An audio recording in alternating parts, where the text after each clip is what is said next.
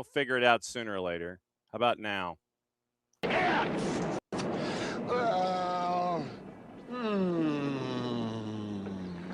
on, man. Go for it, dude. It's Friday! Friday! Friday!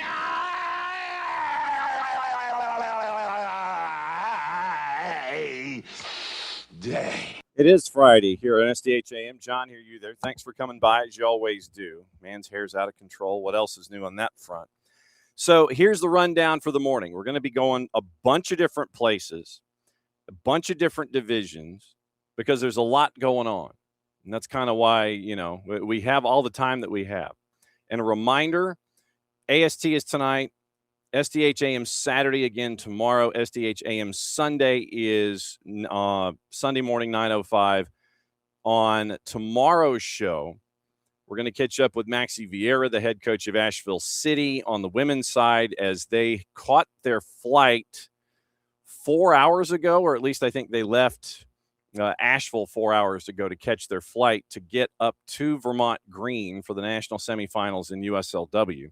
We'll catch up with him tomorrow morning, batting leadoff on SDH AM Saturday.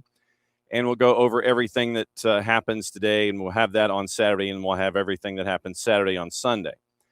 That is Saturday morning. I say that because at 10:30, Jake Griffith, play-by-play voice for Minnesota Aurora, is going to be joining us. You might know Jake from his time with MLS NEXT Pro and the matches that he gets to call there. He's also spending his time with Minnesota Aurora. They are in the national semifinals on the western side of things, and they are traveling to Salmon Bay, basically Ballard. It's Ballard FC's women's side. So they're having to travel for the second week in a row, going from one end of the planet to the other. They're in the national semifinals, USLW taking on Salmon Bay. That is happening this weekend as well. Jake's going to join us at 10:30 for a bit of an education on USLW and on Aurora, and maybe some MLS NEXT Pro while we're at it, since we've got him and we have him cornered. 10 o'clock. This one's fun. It's always cool when we get to sit there and go yellow cello.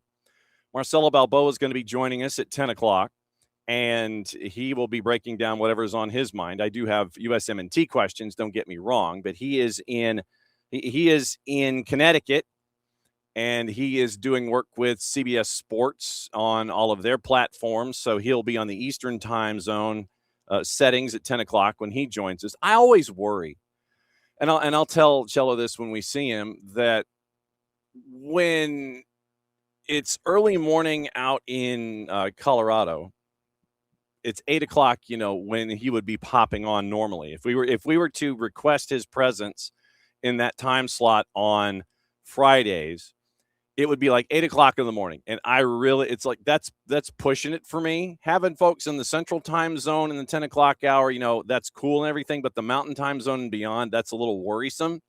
And I always am afraid about having guests on live unless it's like 11 o'clock or later when we're dealing with mountain time zone and Pacific time zone. So Cello is on the East Coast. He's working with CBS for the World Cup, and we're catching up with him at 10 o'clock about a bunch of things. 9:30, we get to catch up. Wow, Bam, good evening. Good, welcome back. And morning, David. So 9:30, we're catching up with the chairman of the NPSL, Stephen Wagoner. Because I think the last time that we caught up with Steven, it was when he had accepted the job as chairman of the NPSL. And I think we caught up with him in his car as he was going back and forth from all 38 jobs that he has. So I wanted to find out, when we have him on this morning, what it's been like as chairman, how the season's been going so far.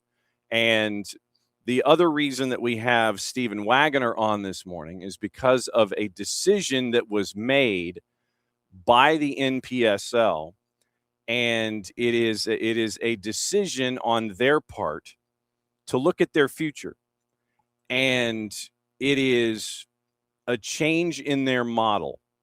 And that's why we wanted to have him come on for an explanation of the why and what it might mean and all this kind of stuff. So the bottom line is with the NPSL, and that'll be probably the bulk of our conversation, is that the NPSL is considering changing how they work. And it is an interesting thought that is crossing their desk. And so we're in conference finals right now with the NPSL. And the NPSL, just to give you an idea, for those of you that might have missed the announcement that came out earlier this week, they're continuing, and this is from the release, and our friend Gary Moody, who helped us get Chairman Wagoner on the hop for this one. They're continuing their evaluation of a new organizational structure designed to strengthen the league, create greater value for the member clubs, and expand opportunities for commercialization, strategic partnerships, and innovation. Right now, they're a 501c6. And I will ask what a 501c6 is compared to a 501c3. Proposal under evaluation for the NPSL is would transition the league to a member-owned structure where the league member clubs collectively own the league, continuing to maintain complete ownership of their individual clubs, brands, intellectual property, local sponsorships, and community identities. Proposal also preserves flexibility to admit a strategic partner of up to 10% ownership, provided the partnership delivers strategic value beyond capital alone through relationships, expertise, commercial opportunities, and other resources to strengthen the league. And so this would be their chance to reconsider their business model. So we will get into the conversation with Chairman Wagoner at the bottom of the hour about the season, about him, and about this, and find out timetables and ask economic questions and all that kind of stuff. So that is the rundown for this morning from a guest perspective. Obviously, we have to go over what happened in the World Cup yesterday. And mama, there goes that man again. He had another moment. And Atlanta United played yesterday against Sporting Kansas City in a friendly up at Children's Healthcare of Atlanta training ground. It wasn't necessarily that friendly at points, but we did see a couple of things. And in that, we'll run your highlights, and then we will have your AST rewind involving Jason and Noel, as they had a bit of an intersection discussion last night on 92.9 The Game and the Odyssey app about what Jason saw very early yesterday morning with Atlanta United. Tomorrow also we will catch you up with what happened with the U.S. YNT U20s on the women's side. They played the first match ever over at the Pagoda at the Arthur M. Blank the U.S. Soccer Arthur M. Blank National Training Center. So there are two fields that are off to the western part of the property, and there's an observation platform that kind of gives you the chance to look at both fields. They broke the seal on field 1 yesterday, and it is part of the U20 camp for the U.S. YNT and the women's side. And we caught up with Coach Carly Jepson, and we'll let you know what happened in day 1 as they're in the middle of their camp until the 15th. And I think it's the 15th. I think it's 6 through 15. And there's another friendly coming up in a couple of days. It'll be on the property. I think it's Sunday night. So we'll catch you up with all of that tomorrow, in addition to Asheville City Soccer Club joining the ranks and being back on the show. And we'll have their discussion about the USLW national semifinals tomorrow morning, 9:05, with Coach Maxie Vieira. He'll be joining us on the morning show on SDH AM Saturday. So that is the rundown for the morning. And yeah, Bam. Well, you can always catch us on tape. Bam was in LA for the World Cup. And I know that we're on entirely too early. We're on for him as he goes to bed in his normal habitat, but he was in Los Angeles with the World Cup. And so we were on entirely too early for him in the morning. So morning, Bam, morning, David. Thanks for dropping by, as you always do. Okay, opening kickoff. Brought to us by our friends at Black Pitch Coffee and blackpitchcoffee.com. Starting your day with the most important stories in the game, the right way to start your morning. Black Pitch Coffee, part of the SDH community, showing up at events all over Atlanta. Try their home blend made with beans from Brazil and Guatemala, heavy body, notes of walnut and semi-sweet chocolate, and a rich world-class finish. Opening kickoff, powered by our friends at Black Pitch Coffee and blackpitchcoffee.com. Yesterday, I don't know if you know this, but there was a there was a game that was halfway between Providence and Boston. And it was an opportunity for all of us to see a particular team who is in the upper part of a particular bracket chasing after the idea of being in a semifinal. And it was France, and Morocco. And it was fairly dominant from France because Morocco was missing some key folks. Saibadi was one of them, and you also had some injuries that you were navigating at the back.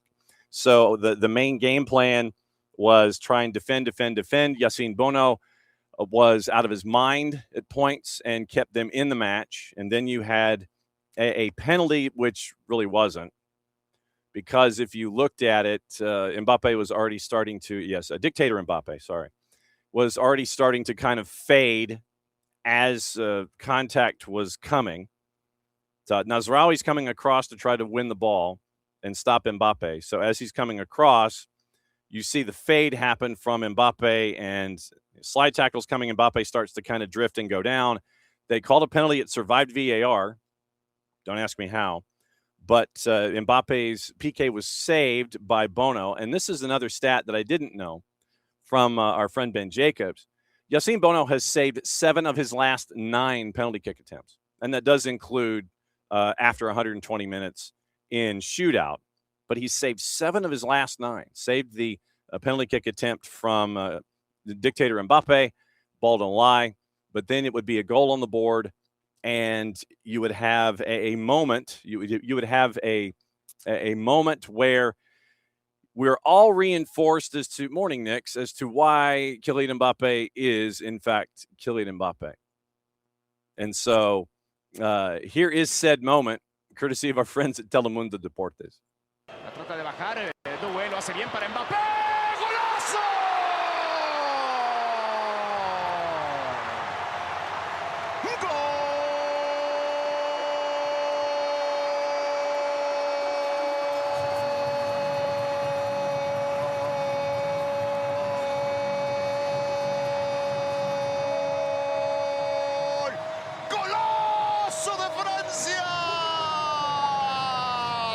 Espina clavada y Francia lo gana 1-0. Así es, lava su error que había tenido, no nada más errando el penalti, sino también en un par de ocasiones. No se toma nada de tiempo, ni siquiera toca la pelota antes de jalar del gatillo y ve a dónde la pone, pegadita al palo. Este hombre tiene 8 goles en la Copa Mundial, 11 convertidos en los últimos 7 partidos. Número 10, Kylian Mbappé. 20 goles ya en Copa del Mundo, se pone a 1 de Leo Messi. 8 lo ha alcanzado a Messi en este mundial. Kylian Mbappé. So Mbappe gets the goal, and it ends up with a 2-0 win, missing a 28th minute penalty. And now it is the 3rd consecutive World Cup semifinal for France as they wait for the winner of Spain and Belgium. And with that matchup hovering today, we'll get into juice boxes here and let you know what is going on. By the way, yesterday, the XG for Morocco, if you believe in these kinds of things, 0.14. They were missing a lot of firepower, and it showed. Absolutely showed. And so France gets the Duke 2-0. 2 goals, 6 minutes apart, Mbappe and Dembele. And just to give you an idea on the stats.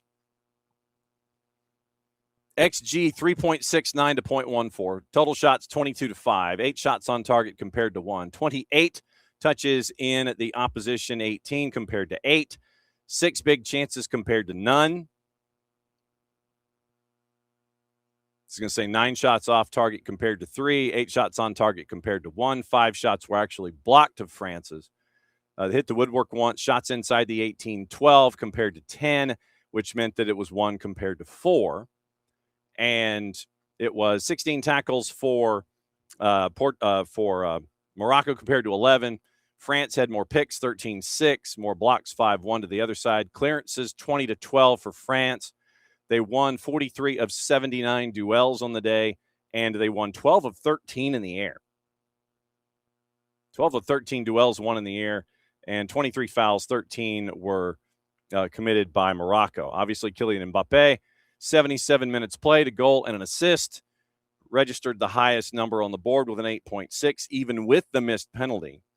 Desiree Doué an 8.4, Ousmane Dembele an 8.3, and he played the full 90 minutes. So advancing to another semifinal. Number 3 team on the planet, or this or any other planet, frankly. And so that sets up this afternoon. And it is Spain and Belgium. This one's at 3 o'clock Eastern time. Number 2 versus number 9 on the planet. And I'm trying to see if we have any juice boxes posted here. So, of course, you sit there and you want to go to your favorite juice box purveyor, and they're like, we don't have any odds yet. And I'm like, shenanigans, you don't. You absolutely have. You absolutely do. You absolutely do. So I'm going to have to go someplace else legitimately to try to get juice boxes for this thing. And, yeah, whatever. Fine. Goodness gracious. Fine, I'll play here. And so right now, Spain is a minus 334, and this is to advance. Belgium is a plus 250 to advance, straight up. So that is your straight up advancing. Lamine Yamal at an over 1.5 is starting at a plus 225. It's now up to a plus 250. De Ketelaere, just to give you an idea, De Ketelaere scoring with his head is a plus 1,600 after starting at a plus 1,400. So the money is heading pretty much in one direction, no real surprise. And it is minus 163 to win in 90 minutes. 90-minute draws a plus 300. Belgium is a plus 450. And once again, straight up advancing is a minus 334 for Spain and a plus 250 for Belgium. So however you wish to take those juice boxes, you may take those juice boxes in that particular direction. So that is the rundown of everything attached to this matchup. Spain beat, Spain beat Portugal 1-0, unbeaten in 11 meetings with Belgium since 1980, winning 9 of them. Oyarzabal has 24 goal involvements in his last 18 national appearances. And they remind us that Mikel Merino came off the bench at 90+1 to get the winner against Portugal in the last round. Belgium has scored 12 goals in their last 3 World Cup matches, averaging 4 per. Came back from 2-0 down to beat Senegal. Substitutes have scored 5 goals in the World Cup for Belgium, the most of any team. And they are coming off of, obviously, the 4-1 win over the United States in the last round to get to where we are. Once again, 3 o'clock at SoFi, a.k.a. Los Angeles Stadium. And Michael Oliver is the man in the middle, your Premier League referee. Michael Oliver in the middle for this one at SoFi. 3 o'clock kick, Spain and Belgium, however you wish to consume, at number 2 versus number 9 on the planet. And that one is on a bunch of different places. And mainly I'll be watching on Telemundo because I just watch on Telemundo.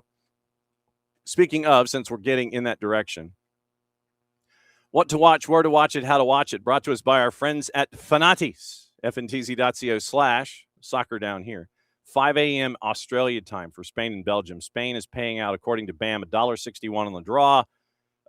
Spain is paying $1.61 on the draw, $4, and Belgium at $5.70. Lamine Yamal is paying $2.40 for an anytime goal.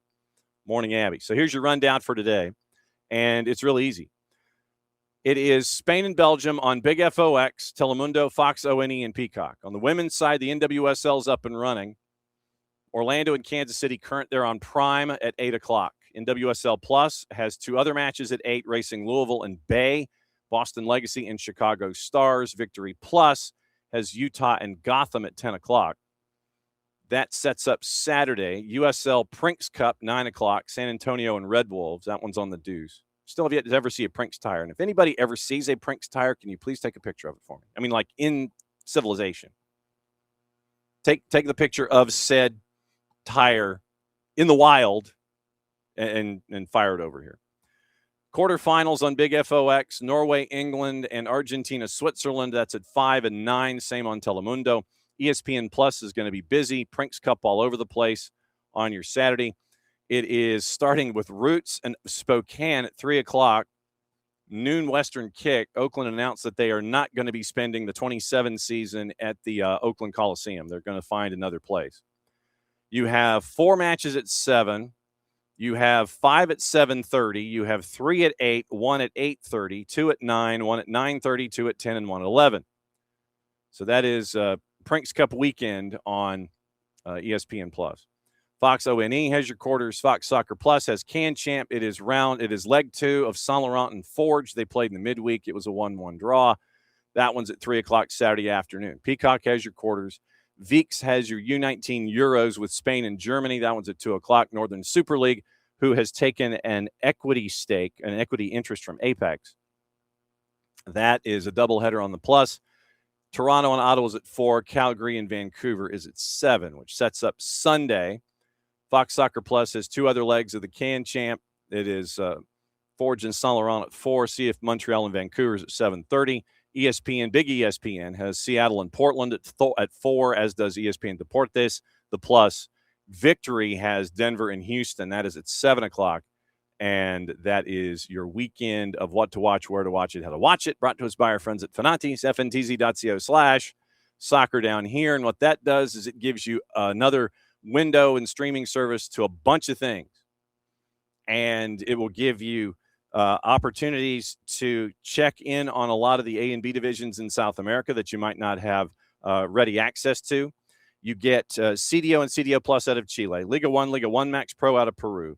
You get TVV out of Venezuela. But if you have a cable system here based in the southeastern United States and you have the Spanish-speaking package, you probably already have TVV, and you don't have to necessarily – you get it because it's an add-on on Fanatis.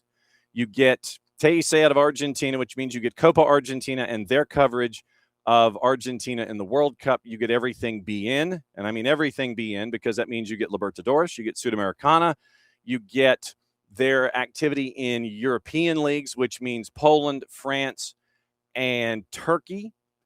And you also get everything in the Middle East and North Africa, which means you get AFCON, WAFCON, which is coming up in a couple of weeks. You get all the Olympic qualifiers and all of the other matches that go on in the African continent, Middle East and North Africa. You get that as well on all the BNs and Fanatis, ftz.co/soccer down here. So very, very busy weekend.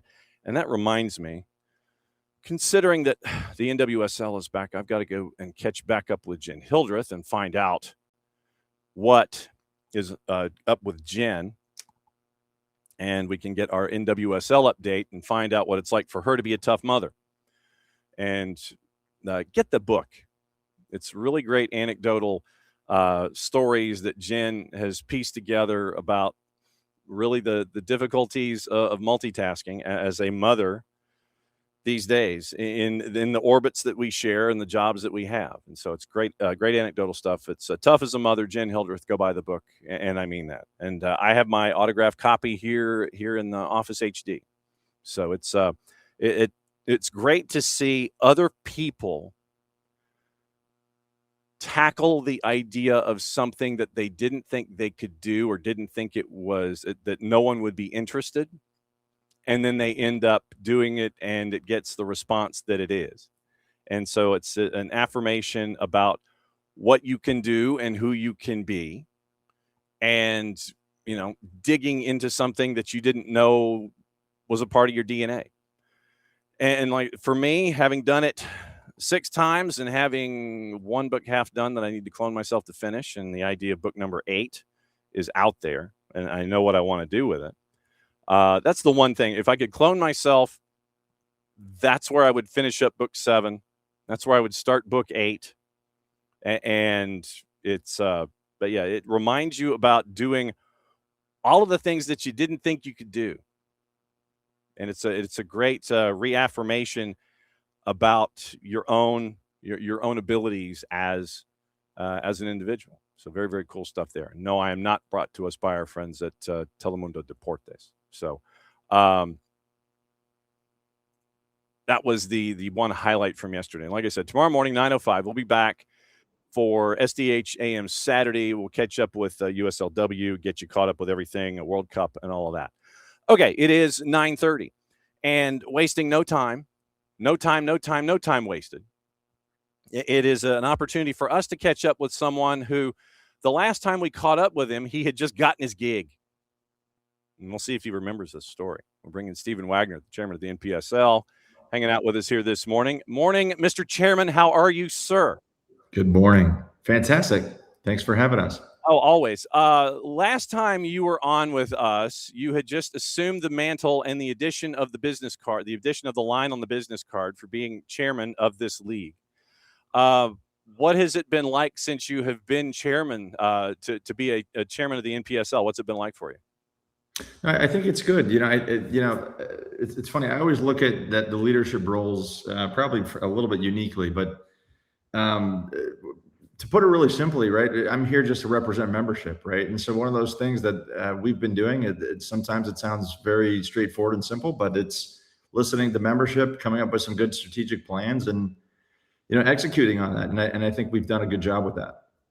You're in conference final time right now. How many places do you have to be at any given moment with all of the playoffs going on? How much is your head on the proverbial swivel, keeping an eye on who's advancing in the postseason? Yeah, it's funny, but between the World Cup and and then you've got the NPSL playoffs, I think it's a great time for soccer and a lot of great games. Selfishly with Virginia Atlantic, I'll throw a little plug here with our group and Virginia Dream was a great matchup. 3-1 at half, ends up 3-3, goes into overtime 4-3. Unfortunately, what didn't work out for us, but they're a great side, and there's a lot of good games like that going on. And so I think that's what's great, whether it's for, the sporting component or for the fan, I think it's a great time for soccer. What have you learned about the NPSL as a league, whether it's as an owner or a chairman or both? What have you learned about the league in this past year that kind of reinforces the path that the NPSL is on? I think I think there's a few things, but one of which is obviously we've got a great group of owners who are passionate about the game, and then naturally when we're in some of these different rooms, whether it's with U.S. Soccer or other professional leagues, other amateur leagues, and so forth, there's a great respect for the league, and I think that's a great thing, and I think now what we look at and we say, hey, look, the league has to evolve. It's been around for quite a long time. And I think there's some small things that we can do a little bit differently. And naturally, I think we'll, continue to have a great path moving forward. Now, this gets to kind of the bulk of the discussion here in our segment. And for those that may not know, yes, we believe in hydration breaks. Yes, absolutely. So proper hydration for guesting is always important. For folks that may not know machinations when it comes to business IDs and things like that, I know a lot of us know what a 501c3 is. Yep. The NPSL is a 501c6. What in as English languagey a way as humanly possible, but if you have to go into economics, go for it. How would you explain how a 501c6 is different from a 501c3 and what we're used to seeing when it comes to corporate structures and entities?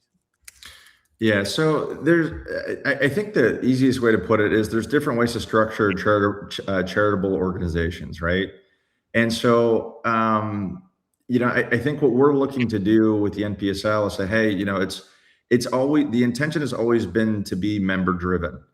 And I think when this is a little bit before me, and I've been in the NPSL for, almost 15 years, but it used to be a private organization. It converted for certain legal reasons into a nonprofit.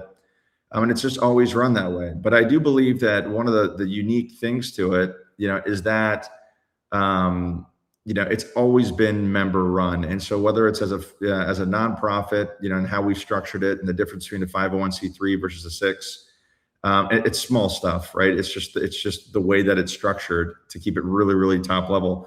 It's still a non-for-profit, right? All the money stays in the organization and goes to, the members and everything. A lot of it's raised, to be fair, by the membership. It's a contribution from the members into the league that pay for league expenses. So I think now what we're looking to do is commercialize the league and look at a different entity structure that, we believe could, help make us more and more successful as we move forward.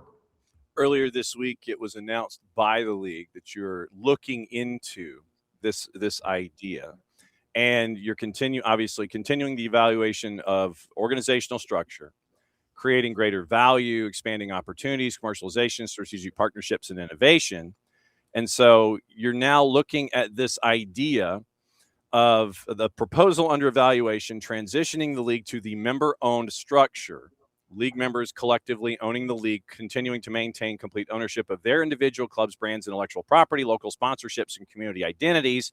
Proposal also preserves flexibility to admit a strategic partner of up to 10% ownership, provided such a partnership delivers strategic value beyond capital alone to relationships, expertise, commercial opportunities, or the resources strengthening the league. That's from the release.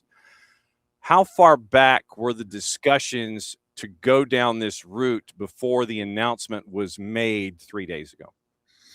Yeah, so I've been on the board for quite a while, and I think this has always been something that has been discussed, and for whatever reason, it was never actioned upon. And so when I took on this role in December, I said, hey, there's 3 objectives that we have for this year. One of which was to get representation with the U.S. Soccer Federation, so we ended up running for the U.S. Soccer Adult Council. And thankfully and graciously, we were voted in, right? And that's on behalf of the members of USASA, other affiliate national leagues and regional leagues, and so forth. And so obviously, we want to try to represent them in addition to what we're doing, and make sure that everybody, is growing within the adult game. So that was one of the pillars. The next one is, how do we restructure into something that attracts new owners, right? Also naturally encourages retention, right? It's almost like owning a house versus renting a house. If you own your house, you're naturally going to take care of it probably a little bit differently than if you're renting it. And that's probably the easiest way to put it. And then lastly, is how do we align and identify within PLS under professional league standards? And so I think there's a lot of strategy. And so those are really those 3 objectives that we have for this year. Right now, we've got a lot of support on the restructure, which is fantastic. And so, I think what we're trying to do is be transparent. We've done informational meetings with lawyers and, on the finance side, accountants, you name it. Then we've had, multiple months for members to ask questions. Then we've done live Q&A sessions. And I think that's a little bit different approach. In the past, it's been, hey, this is what we're doing. And, it's not even the NPSL. I think in a lot of situations, you get, 50 or 100 people in a room.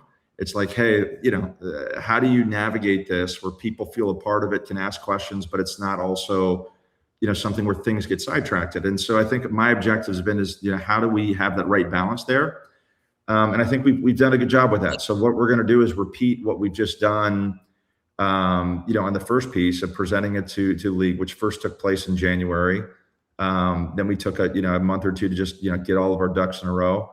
Then this next phase that we did, was about a month ago, and that was presenting it formally to the league, right? Outside of me just presenting it. And then now we're moving into the presentation of the operating agreement and reviewing that. And that's never the fun stuff, but it's obviously needed, because I think what we want to do is set the league up, not just for the next couple of years, but 10, 20, 30, 40 years from now. Hey, like we've got the principles in place, so then that way, whoever's leading it, running the show in the future, or, whatever the league turns into, it's been set up the right way from the get-go. And that's our intention. How many franchises are currently in the league or planning to be added to the league for 27 right now?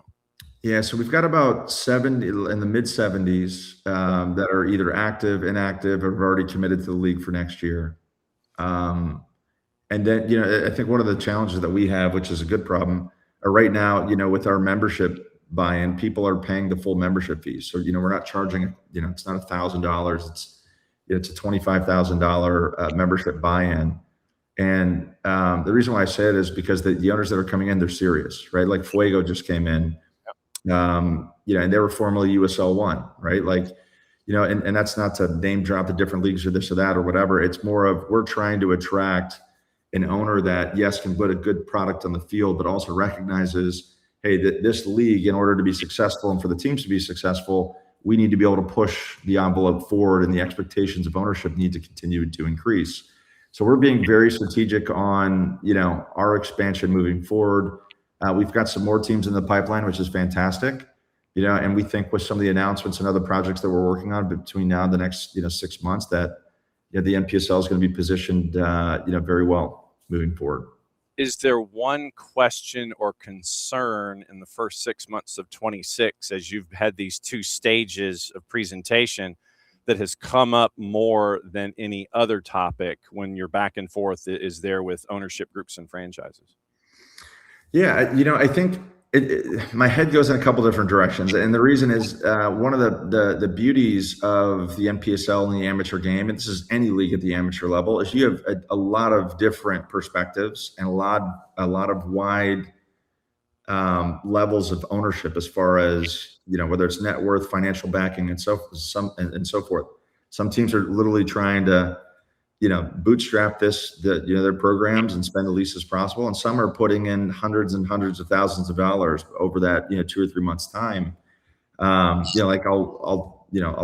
could talk a little bit about our group. We did housing. We had 16 housing spots, 3 houses we rented over the summer to bring in top players.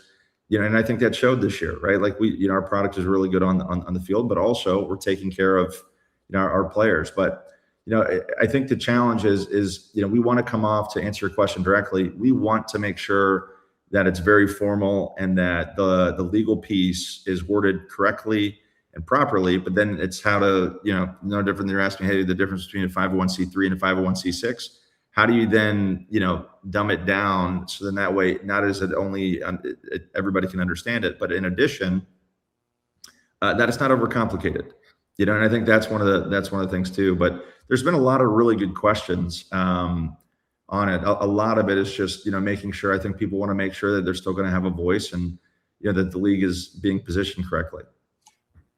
Is there more of a concern from, and I'll just use this in a budgetary sense, is there a concern from those that are, to use your word, bootstrapping, to come into this conversation versus the ones that are spending the 6 figures? Is there a concern that those that are bootstrapping their way in may not have as much of a say at the table if things continue to progress their way down the line? And how much of a challenge is that for the NPSL to reassure those bootstrap franchises, no, everybody's got a seat at the table here? Yeah, so it's actually a great question. One of the things that we made sure of is that, there's not going to be, people aren't going to be able to throw their weight around based on, hey, I've got more money than you, or this or that. It's going to be one vote per team. And naturally, right, if there's 100 teams, there's 100 votes. If there's 50 teams, there's 50 votes. Are there's other different ways to structure things? Sure. I think one of the things that we're looking at is equity through tenure. Now I don't want that to be confused with voting, right? Because that'll be different. So voting rights versus equity. But as you stay in the league 5 or 10 or 15 or 20 years, there will be some incentives that, you would basically have vested equity or additional units, awarded to you within that LLC model. Being an LLC declared as a partnership is the structure that we're looking at. And the reason for that is we want people to be around, right? If you're invested in the league for 5, 10, 15, 20 years, you should be rewarded, right? And that's any business. And then naturally, I think there's just this natural evolution where, if you've got equity, and I'm not going to throw on valuations just because I think that would be, a little misleading for the conversation today. But let's just say that you had $1 today, and now all of a sudden you have $3. Right. Like all of a sudden people look at it and say, well, hey, like we've got something really, really cool here. Why would you leave? And so I think there's just a lot of different ways of looking at it, of whether it's retention or it's just naturally value creation, right? Like by doing this, we've created millions of dollars in value for our owners overnight, Yeah. And you're looking to continue to build upon that. And that was the interesting element as a part of this that I picked up in the release was, you were looking to the idea to be flexible enough to add the strategic partner of up to 10% ownership in this. And, we're seeing we're seeing equity funds in college football. We're seeing them dive into conferences and sit there and say, hey, if you want to improve, you can do this. And I mean, specifically like the Big 12, where they're like, hey, if you want $30 million per franchise, you've got to do this, and this. Is there any concern on your end if you were to have a strategic partner? Is that why you're capping it at, say, a 10% interest level, so that way their interests don't supersede the interests of the league on the whole? Yeah, I mean, I think the intention is to have it as a member-owned and member-run league, right? And so, we could deviate from that. What I mean by that is, the league could come back and say, hey, all the members voted and, we've got a partner at 50-50, right? Or it's whatever, right? But I think the intention here is like, hey, is there, a group or, I'll give you a wide variety, right? It could be private equity. It could be a soccer league, whether it's domestic or international, right? Like, we don't want to limit it, but I think being able to say, hey, listen, we recognize the game's a lot bigger than us. And that if we can get if we can have a partner that can add value beyond just, hey, if your financial valuation is X and you get 10% of that, that's, for me at least, I don't really look at that as the real reason to do something. The real reason is, hey, we've got someone who can come in and they're going to grow with us. And then naturally there's a win-win that we're creating more value for members. So that's the thought there. But again, it's that could change. Like, we'll have to see how that looks. Not going too deep here, but you ultimately could have a holding company, subsidiaries under it, and naturally you can have different equity structures under each subsidiary, right? Like, so there's just so many ways, and we've done a lot of financial modeling on this. There's a lot of ways to structure it, but I think what the reoccurring theme is, we want to make sure that our members are heard and that have an equal voice. And I'll kind of end with this on that, is that right now you do have some leagues that are member owned. A lot of them have a majority or almost a majority of a partnership, right? It might be a 51-49% or a 60-40, right? In some scenarios, you've got it's completely privately owned. Some scenarios, it's a franchisor franchisee model, right? So like, there's no right or wrong way to do it. But I think what we're doing, this will be one of the first leagues that comes out that I'm aware of at the amateur level, saying, hey, this league is fully owned by the members, and it's an equal thing, right? So everybody's got a fair vote, fair opportunity at the table to voice their opinions. Yeah, you mentioned the equity stakes for experience and being in a league for a long time. I was going to ask you how you were going to break a tie if it was an even number of franchises, and you kind of gave me that one. When it comes to the growth of the NPSL in general, what is the league missing? And I'll use that word in quotation marks, to get to that next step of where you and the hierarchy and the owners and the franchises, what are you missing to get to that next level of success that you're looking for? Yeah, I think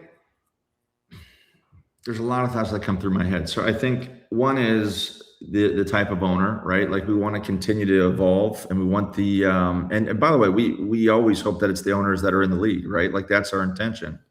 But I think naturally, right? Like, and this is public knowledge, right? Real estate backed deals make a lot of sense, right? If you can control your venue and you can have influence and monetize, that makes a lot of sense. We're looking at it from that standpoint.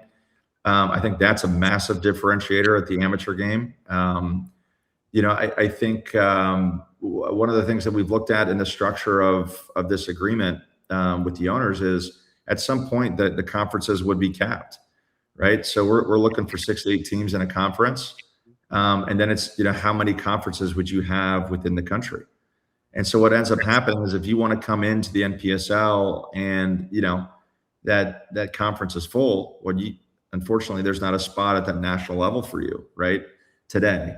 That could change in the future. Again, there's always succession planning and different modeling that can go on. But I think our objective is like, hey, can we get into this place where we've got 6 to 8 teams in a conference within a certain number of conferences, right? And then all of a sudden, valuation starts to go up, especially you have some of these really unique partnerships. And I'm kind of throwing some teasers in there a little bit, because we've got some things in play that I'm hoping over the next 6 to 8 months, people are gonna be like, wow, that's what they've been working on, But then naturally you've got exclusivity, and that's what's going to drive valuations. That's what's going to drive interest and continue to make the league relevant. Well, you can always break news here if you want. It doesn't necessarily have to, I mean, well, I tell you what, we'll definitely, I've always enjoyed our conversations. So, as some more things come out, we'd love to, come out and have additional conversation about it. Oh, yeah. We ain't going nowhere. So, I mean, you just have to tell me, sit there and goes, knock on the door. Since where the key is under the mat now, you can pretty much get in any time. So you're looking for the review process to happen for this remaining 6 months of this year, 5 months of this year, and have it in place for the franchises that want to come in 27 that haven't announced they're coming in for 27. Is that the grand idea? Correct. And actually the timeline will be slightly quicker than that. We actually have a timeline that gets us through the August timeframe. And so right now we're putting all that together. We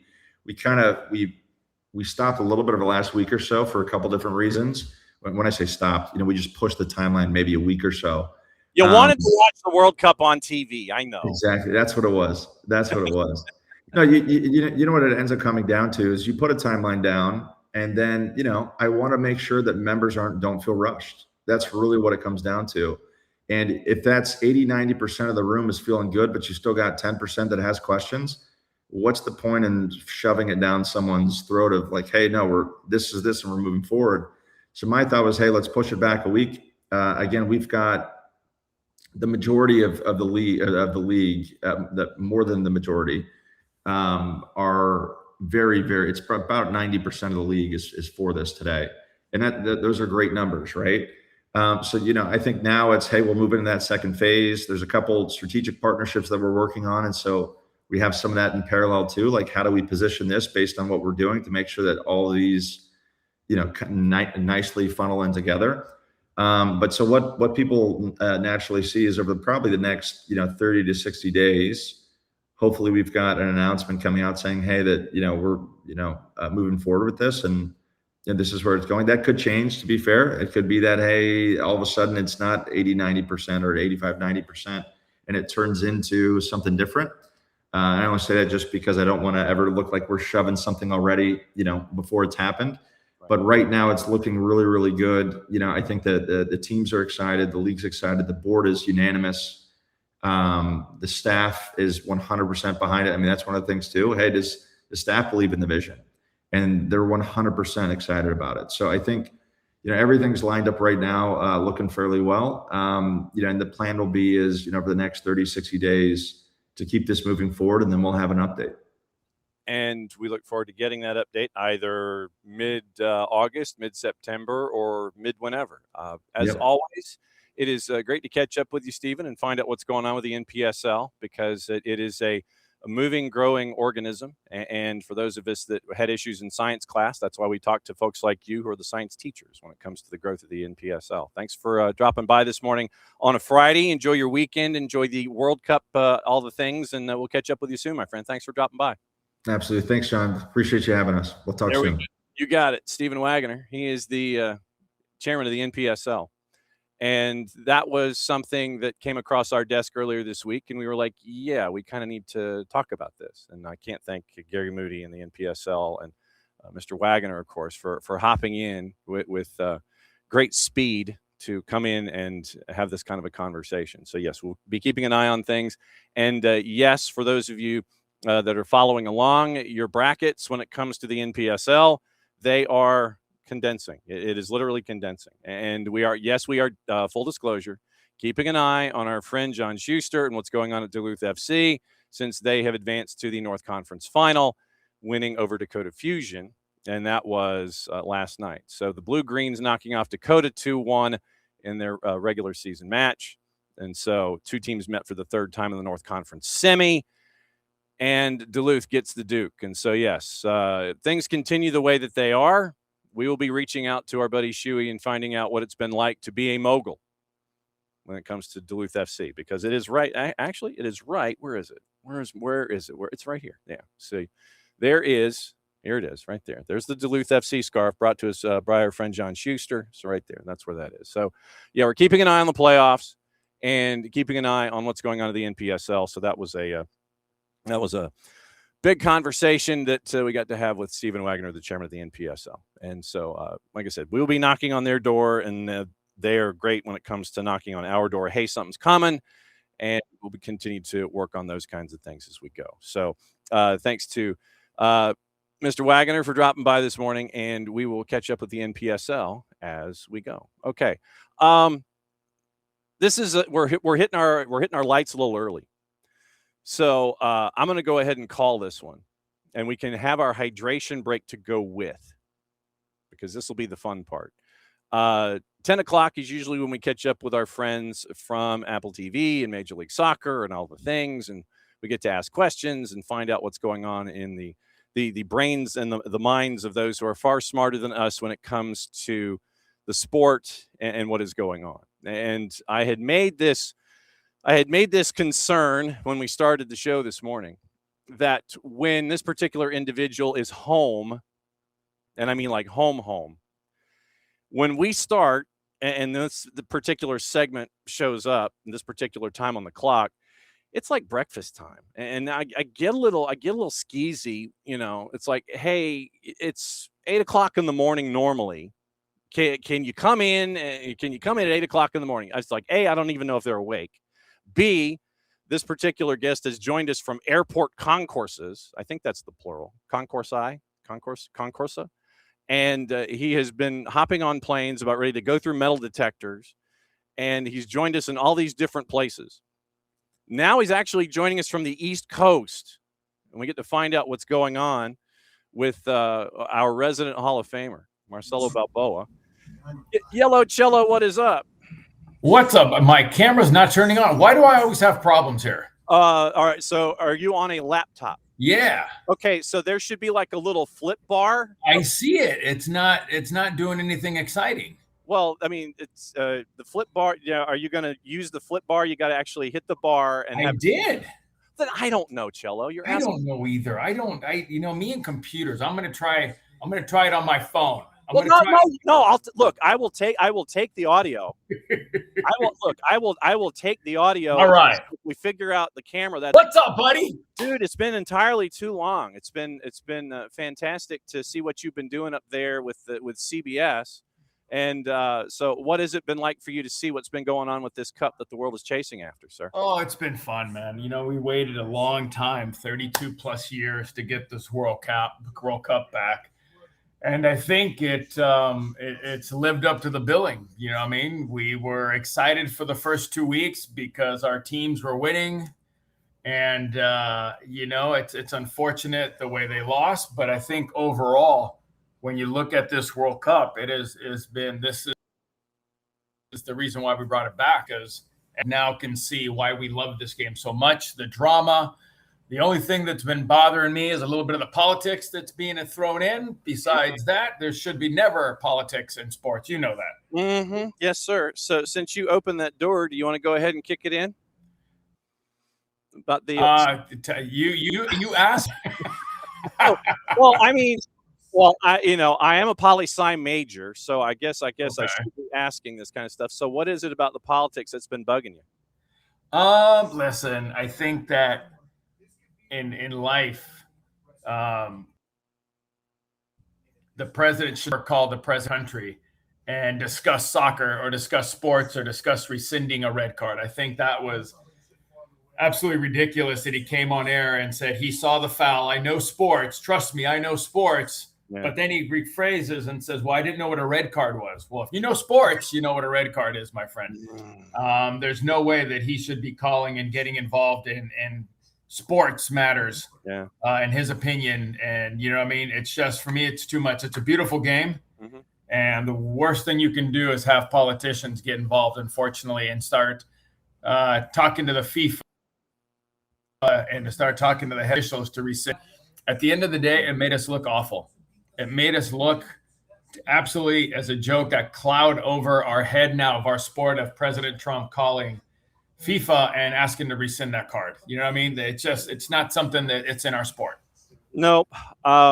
So now we get into the USMNT and what we got to see with a full roster after decisions and such, and superseding articles, and these two articles, two A plus B equals C, and all this kind of nonsense. Yeah.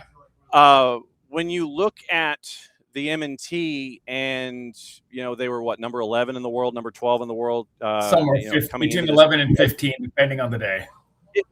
Right. So they lose in the round of 16. Yeah. And I know that there's a lot of hope that was attached to it, but you landed where you are pretty much when it comes to world rankings. I know it's disappointing, but that's kind of where it is. Yeah. I can't disagree. We are who we are. I think the problem is and I hate this sometimes because we've done something we've never done in the World Cup. We've won 3 games. Yeah. It's not a win and 2 ties. We won 3 games. That's historical for us. Yeah. Our expectations were so high. 32 million people watched the United States play. So everything was going in the right direction. Unfortunately, you know what? Everybody had a crap game. Absolute crap game against Belgium. They made a few changes. We never adjusted. It was really the first test that we were going to have. I think real big test of a team that's in the top 10.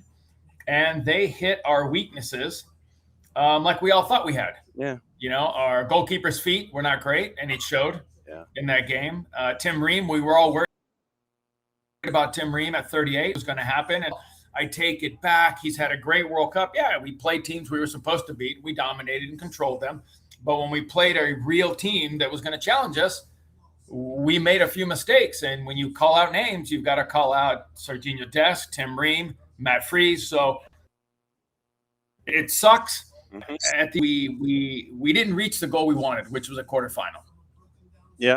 And when it comes to Mauricio Pochettino, technically he is sans contracted. Like it's overdone.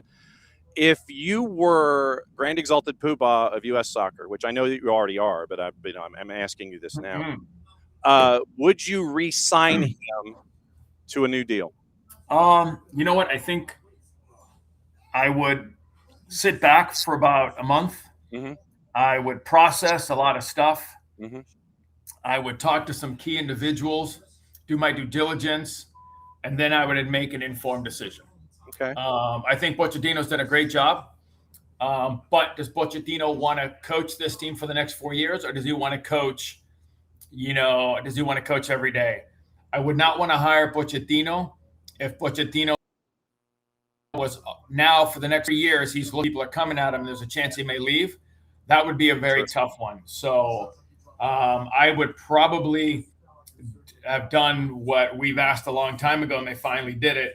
I would have hired Steve Cherundolo to do what he's doing now. So if Pochettino does leave, you have Steve Cherundolo drops in, coached at LAFC, coached in Germany. He's got some experience. If Pochettino decides to leave tomorrow, you can slide Steve Cherundolo right into the U.S. national team and have that player take over right now. So would I re-sign him? I think I'd have to really sit down and make sure that he 100% to this project that he started. Because listen, I never lost faith in him, but a lot of people lost faith in him, because the results, the players, and this and that. And then all of a sudden the World Cup comes and we all love Pochettino because we won 3 games. And he gave us everything we wanted, his heart, a team that was united, a team that was going to fight and press and do everything. Listen, for 2.5 weeks, this country was on fire supporting this team all over the world. Listen, if they played in LA, we went to a watch party in Nashville. 6,000 people showed up at a huge jumbotron to watch the game. People are watching the game in Times Square. 10,000 people showed up at a watch party in Houston. So they did everything we wanted them to do. Now, because they lost to Belgium, now we start hearing, oh, we suck. We hit our limit. We're not. This Pulisic is terrible. And, it's amazing how people out there just kind of those bandwagon, they kind of go one way and they sway the other way. And it sucks because our sport, we're trying to grow it. And I think we did a great job of growing it. It's just too bad we didn't finish the job with Belgium. how I see now I'm trying to figure out the right way to start my question. How did we end up as fans in the extreme where either everything, and this is what we try to do here every morning, we always try to give context, Yeah. and we try to let folks, it's like, here's the evidence, don't you just, here's context, and let's walk forward. It's not the old game at the amusement park where you shoot the duck with the BB gun and he goes the other way, and then you shoot him again and he goes back the other way. Everything is not 0 or 100. Understand that it's always going to be somewhere in the middle. When did this change to where it's always this, it's either great or sucks and there is no middle? Listen, we have so many wonderful fans out there that follow the U.S. national, that travel, the American Outlaws, you name it. Thousands of and millions of fans right now that love the United States love. But you'll always have those people who, and how do it's okay. You know what? I've kind of learned throughout the years to kind of get my voice. I kind of kept quiet when I played. Mm-hmm. Nowadays, you just want people out there who are trying to make money off soccer, guys that go out there, women that go out there and kill you after they look. I told you we don't have world-class players, and that's fine. Listen, that's everybody. Listen, this is what I love about our sport. It's subjective. My opinion is my opinion. I will never try to convince anybody of my opinion, but I have my opinion.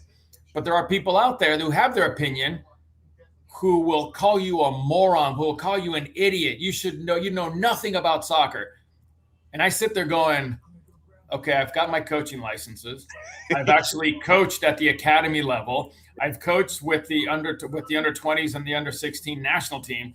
So I'm sitting there going, I'm giving you my experience of what I think. And that's it. And people believe online. And I laughed the other day because I'm sitting here going, okay, because I watch CSI, right? You watch CSI? Yeah, the original, yeah. Okay, so by me watching it for 5 years, does that make me an expert in forensic files or forensic evidence? And does that make me a private investigator or a cop? No. I mean, no. Gil Grissom knows what he's doing. I do not. Exactly. But that's like me having an opinion, telling those guys they're always wrong, and going online and giving opinions that I have no clue in. I've just watched TV, and what I see on TV, I'm giving you advice. And a lot of people who have never kicked a ball, a lot of people who have never played the game of soccer, call me and all of the ex-players morons because we have the wrong opinion. So I think that's where we've got to change a little bit and be a little bit more positive towards our sport. Listen, we have more viewers in one World Cup final than NFL or any other final you put in the United States. We'll have 1.3 billion people watching the World Cup final. That's pretty damn good. Mm-hmm. Our sport is the number one sport all over the world it's played. You know what I mean? Mm-hmm. And we've been fighting for 32 years. Think about it. Other countries have been playing for 100 years in their leagues, or 80 years, 90 years. We're at 32 years of soccer, and our fans expect more. You got to love it. That's how far soccer's grown in 32 years, and that's what I love about our sport. We're Americans, and we want to be the best in everything, and we're getting little by little, not fast enough for a lot of people, but we're getting there. And I think it's the incrementalization to create a word that drives people crazy. It's like progress can take many forms.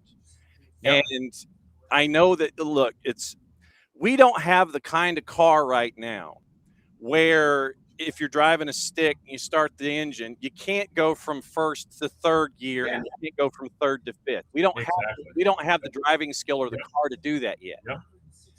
And right now it's like, all right, find the gear, make sure that you can push the clutch in enough, and then when you get into traffic, then you can navigate everything. I mean, that's one of the things that we tried to talk about here on the network is rising tide lifts all boats.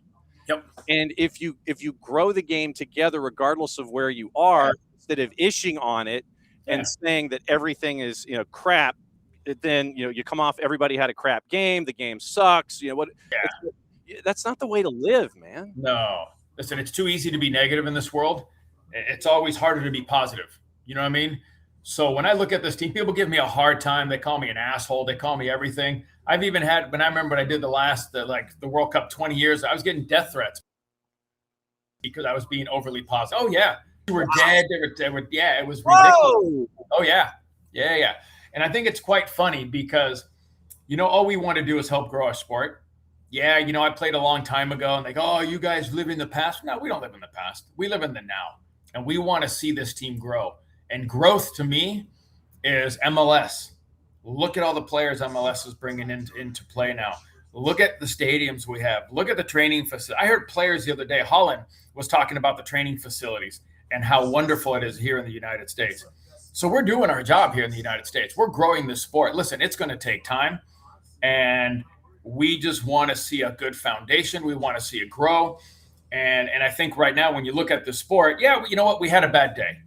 Great. We had a bad day. So that bad day, now we suck and we don't have the players to do anything. Well, I can tell you this, John, on any given day, on any given freaking day, this team could beat any. They do have the players. Now, can they do it consistently? We've proven that we haven't been able to do that. And that's fine. That's part of growth. But on any given day, we could beat anybody. And I think that's a good sign of where we were 32 years ago compared to now. So I love our fans. I love what we're doing. Now we just need to do it on a more consistent basis. And this is why we love having you on, because one of our voices of reason, one of our oracles of reason, Marcelo Balboa. I said that. What's funny? I said that to Eric Winalda the other day. He called me to be on his Sirius show. Yeah. And I said to him, he's like, and Marcelo's joining us. And I said, yes, the voice of reason. And you are the voice of reason in this show. I'm like, okay, I get it. Well, we like to have folks in line with us, There you go. It's like, we got a line at we're like Red Rover for soccer. Red Rover sends Cello right over, and he gets to hang out with us here. Yes. So then let me ask you this on a couple of different ideas. Yeah, man. When you see Lucas Harrington for the first time when the season kicks back in, what are you going to talk to him about? What a great World Cup he had. We all miss penalty kicks. The fact that you're a center back and you stepped up to take a penalty kick is fantastic. That's not going to define your life. That's not going to define your career. That's not going to define who you are. It's just part of the game. I've missed penalty kicks. Messi's missed 4 out of 8. So I will tell him what a great World Cup. I will tell him, if there's anything I can do to help you, let me know. I'm here to help, because I want to see you succeed. I want to see you have a career in Europe. I want to see you develop into the player you belong and the player you deserve to be. So that's what I would tell him, because you know what? 18 years old to step up and take a penalty kick in a knockout game, it's pressure, my friend. That's pressure. And he missed it. He hit the crossbar, and that's just reality. I mean, I've missed penalty kicks. Everybody misses penalty. I don't know anybody that hasn't missed a penalty kick that's played soccer that's taken one. You know what I mean? So the kid's a good kid, man. He's a good kid. He's got his head on straight, and he's got a bright future. And the reason I ask is because of what you were talking about, because about you specifically, what you were being talked about on social media, and then Lucas misses, and he's getting ished upon. Oh yeah, as an eight, and this is the perspective I think that a lot of folks lose a lot of the time. Yeah. It's like he's an 18-year-old kid. Yeah. And it drives me crazy sometimes when you're sitting there. It's like, look, he's 18, he's on the world stage, and he's handling that moment. I mean, he's doing that. I mean, you get a guy like Jonathan Tah who steps up in the 6th, then Leon Goretzka doesn't. Goretzka, he's catching everything known to mankind from German fans. Jonathan Tah steps up, and he airmailed it, but he stepped up in the 6th, which is even more of a pressure situation. But I mean, you're telling an 18-year-old kid on social media that he's basically a worthless piece of you-know-what. Yeah, like I said, I think that I hate when because you buy a ticket doesn't mean you have the right to abuse an athlete. You know what? Everybody here's what I've learned. I don't know what's going on in your life. I don't know what problems you're having. I don't know what issues you're having. And we all know that family issues, other issues in life affect you as an athlete. But I feel that sometimes because people pay, they've had a few drinks, that they feel they have the right to say whatever they want. You know what I mean? And I always say, well, how would you like it if I had a few beers and I went to your work and started screaming at you the way you scream at me in front of your colleagues and your coworkers, and I've got about 10 of my buddies sitting at your office, right in front of your office, screaming at you like you do to them. You know what I mean? So I don't think that we comprehend sometimes that athletes are human. Athletes have issues. Athletes have problems, but they think because you make millions of dollars, what problems do you have? You would be surprised of all the problems athletes have, especially with mental health. Yeah. With the pressure you put on yourself. So, but listen, our sport wouldn't be, or any sport wouldn't be where it's at without the fans. So we appreciate them, but there's always a few that just take it a little too far. Yeah. Another couple of minutes with our voice of reason, our oracle of reason. And I mentioned Lucas and Jonathan Tah as kind of a way to talk about Christian Pulisic a little bit. Yeah. And how many times have you, because I know that you have in your career, how many times have you suffered an in-game injury and tried to gut it out no matter how serious it was, and you couldn't do it? You know what? I'm going to say this. I never judge anybody because everybody's pain tolerance is different. Yeah. Everybody has a pain tolerance that they can live to. And there's other players that can't handle that much pain, and obviously I can't talk about Christian because he's got a minor fracture. He's got a bone. I get it. But listen, the times I don't like to compare because people say, oh, you live in the past. I don't live in the past. The problem is in the past was that we didn't have enough players sometimes. So, yeah, you know what? I did take an injection for 6 weeks when I had a broken toe to put my foot in my shoe so I could play and I wouldn't feel my foot. You know what I mean? I played. It's supposed to be 12 weeks. I was kind of forced to play after a sports hernia injury. And if you watch the game, it was against the New York Red Bulls. There's a highlight where I can't really strike a ball with the inside of my foot. The only way I can hit it with my laces because I had sports hernia surgery. And it was about 8 weeks out. I score a goal against New York and Tim Howard. And I start running towards the bench. And I'm running at the bench to go scream just to get in my coach's face. Paul Bravo grabs me by the shirt. And another guy grabs me by the shirt and tackles me so I don't go to the bench. So players play through injury. Listen, if it's a broken nose, if it's something you can play with, a broken wrist, you play. When it comes to your legs, that's a different ballgame because an ankle, you know what I mean, a knee, a fracture of the bone. You know what I mean? There's a lot of different injuries. Do I fight somebody the other day said, I would have never have came out of that game. And I'm sitting there going, I've watched you play. I've seen you come out of games for less than that. You know what I mean? So I don't like when people do that. I don't like to judge or compare injuries. If he doesn't feel he can't run, if he doesn't feel that he can help this team, I'm not going to judge him on that. Maybe he thought, if I can't do it, I got to let the coach put somebody else on there that can. So why would I think that this guy's chickening out, Christian? Why would I feel that he's trying to pull himself out of a game? You know what I mean? That doesn't come across, that negativity doesn't come across my head. That's not the way my head goes. I judge myself. If I can run and I can sprint and it's not going to affect me, a little bit of pain isn't going to hurt me. Yeah. So I can play with a lot more pain than a lot of other people have not been able to play with because of the fact that I've tweaked my hamstring. I took an injection at halftime and I finished the game. So I've played with a broken wrist. You know what I mean? I've got staples put in my head so I wouldn't have to come out of the game, and they stapled me shut. So, and I know other players that have done the exact same thing. So like I said, each individual has to realize how far they can push their body and their pain tolerance. And that's the bottom line of injuries. Yeah, and because that's why I wanted to ask basically what it's like for a professional athlete to try and navigate an injury in game and get to the point to where it's like, nah, man, I'm out here and I'm a minus. I'm no longer an E or a plus. I'm a minus, and I got to fix things. John, let me make this very clear. Yeah, we all disappointed with Christian. Yes. Okay. Because we have such high expectations for this kid. We expected him to put this team on his back, and this was going to be his World Cup. Okay. So it wasn't his World Cup. So do we need to beat the kid up? You don't think he's beating himself up enough as it is? So I don't feel like I need to beat him up. Am I disappointed? Sure. Because I was hoping this was going to be his World Cup. Unfortunately, he hurt his calf. Then he got hurt in that game. But if you go back to the first 45 minutes of Paraguay before he got hurt, he's the one that created the plays for the goal. He's the one, he dribbled by 2 guys.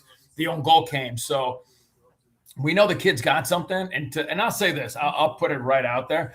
He's still the best American player we've ever had. And I put him in the category of Tab Ramos, and I put him in the category of Clint Dempsey, because those, to me, they were in Europe. They were successful. They had a great career. You can't be the best player ever if you've only played in MLS. You know what I'm saying? Yeah. So I think there's we say la camisa te pesa. That means the jersey weighs on you sometimes. Christian, by far, what he's done in Europe on his club team, no other American has done. Do we agree on that? Yes. Okay. When he comes to the national team, he hasn't lived up to the billing yet. He hasn't. That's what we're waiting for, right? That's what we're all waiting for. You know what I mean? Landon didn't play in Europe, but Landon had a great career on the national team. And the same with other. I think we're waiting for that European Christian to show up in a U.S. national team jersey. And the good thing is the kid's still young. He still probably has 2 more World Cups in him. So let's hope he can find his mental strength and his will, and he that sure doesn't weigh that much on him. Yep. All right. So how much longer are you up there at CBS? I'm up here till the 14th. I leave the 15th. That is Wednesday. I leave Wednesday to Seattle to do the first game back for MLS. It's Seattle versus Portland. And it's that game that season in between the semifinals and the final. So if people, are going to miss soccer, so you might as well check out the MLS calendar and go see a game. Absolutely. It has been cool to see you on this coast kicking ass. Not that you don't kick ass on any coast or any time zone you're in, but it's great to where Kirk knocks on your door and I'm not like waking you up and you're facing a bowl of Fruit Loops or something. Buddy, when he told me to do your show, I mean, he called me and said, "Hey, do you have time?" I'm like, "Sure do, damn it, let's go." Oh my God. That's why we love you very much. You are fantastic. And as one of our oracles of reason and an OG with us, it is great to catch up with you on the variety of topics. And when you get to earn us our explicit rating on a Friday, that's always a bonus. There we go. I'm here to help, my friend. I'm here to help. So just go kick ass, and we'll be knocking on your door soon enough, and you can come in and crash anytime you want. That's what we're Buddy, here. As soon as I ever go to Atlanta, I'm crashing there. You know that. Fantastic. Be safe, my friend. Go All right, brother. Have a great day. There he goes. It's Marcelo Balboa, and Yo Cello. That sounds like that sounds like a sitcom. Yo Cello. That's a sitcom. But no, it's always great to catch up with Marcelo Balboa, and it's rare when you get to have a Hall of Famer. And he just kind of is like, yeah, I'm in, I'm talking. And as you can tell, Marcelo is always very, very tight-lipped, very demure. He's very, very, he's very, very quiet, reserved, doesn't have an opinion ever, but it's always good to catch up with Cello. So there's your Hall of Famer on a Friday. So that's always cool. Jake Griffith joining us in about 6 minutes to talk about USLW. And then after that, we will get into the remainder of the stuff on the grid. It is NPSL playoffs. It's Atlanta United. We have goals and stuff from AST with Jason. And we'll get into that. And all of the other stuff before we get out of here. NWSL is back. NWSL is back. And we're going to catch you up with all of that. But it's always great to catch up with Cello. Now I got to go find that highlight where he's basically got a sports hernia and he scores and he's about to kill his coach. I got to go find that highlight now.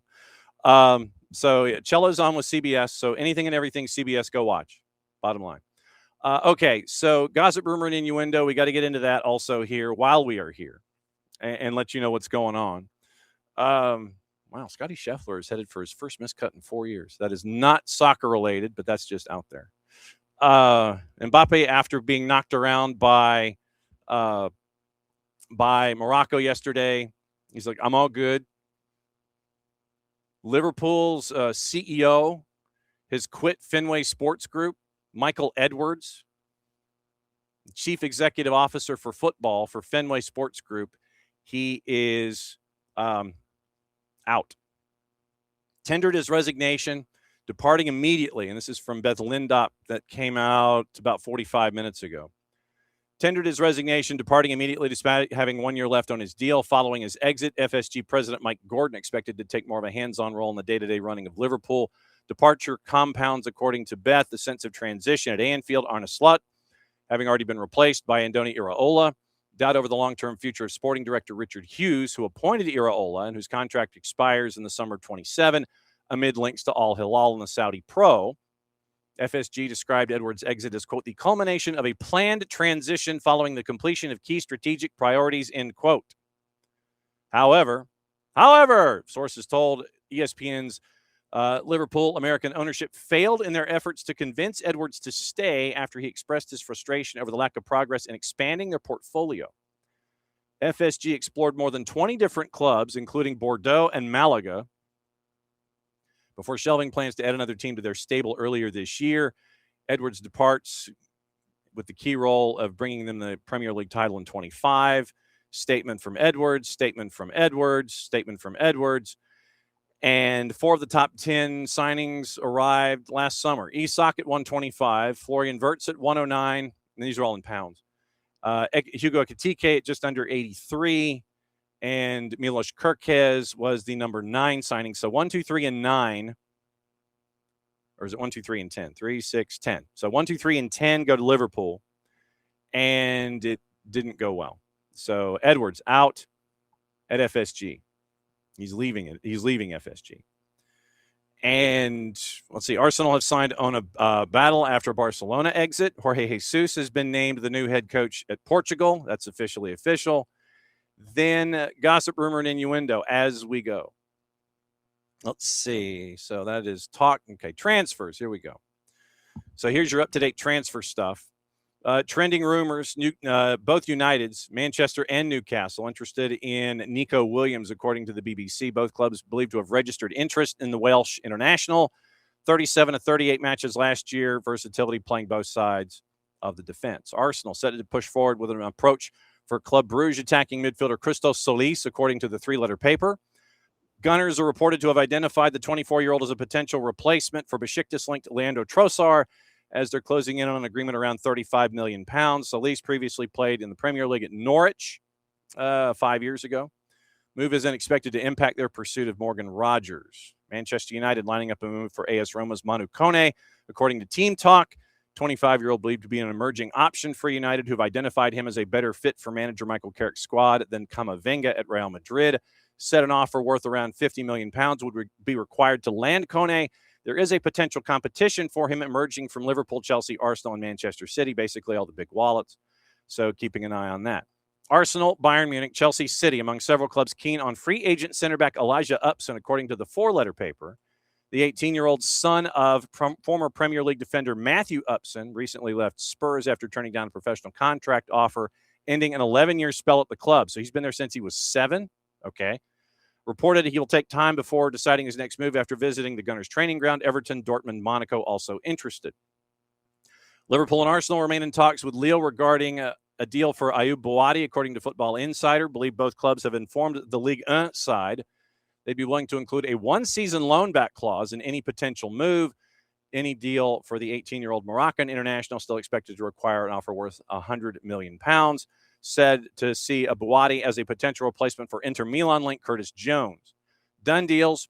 Pierce Charles, keeper, came through City's youth system before moving to Sheffield Wednesday in 21. Immediately joined QPR on loan after signing with City. Cole Campbell from the Atlanta area joining Bundesliga newcomer Elversberg from Dortmund. Born in Houston, getting a 4-year deal through June of 2030. Mentioned on a battle on a free, other rumors, and around the corner is our buddy Jake Griffith to talk USLW and maybe some MLS NEXT Pro while we're at it. Jonathan David, Juve striker, intends to stay put at the club despite not being in their plans. That's according to Gazzetta. Corriere dello Sport, Luka Modric closing in on signing a 1-year deal to return to AC Milan. Three-letter paper. Manchester United in advanced talks with keeper Carl Darlow after he left Leeds at the end of his deal. Reports say the move could potentially be confirmed today. Football Insider, Wrexham are interested in Everton goalkeeper Mark Travers. They'll have Firefox, the browser, on the front of their shirt this year. Gazzetta, we mentioned Curtis Jones open to a switch. Reds demanding a transfer offer worth €40 million. Fabrizio Romano, Spurs defender Christian Romero attracting interest from La Liga and Serie A, previously linked with Atletico de Madrid. Sky, Freiburg and Swiss international attacking midfielder Johan Manzambi has agreed to personal terms with Newcastle, closing in on a £49 million deal to sign him. Florian Plettenberg, Dortmund see Cologne winger Said Al-Mallah as a potential replacement for Karim Adeyemi, who's headed to Barcelona. They want to negotiate a lower fee than the €50 million eval. Nicolas Schira, AC Milan looking at Strasbourg right back Guela Due.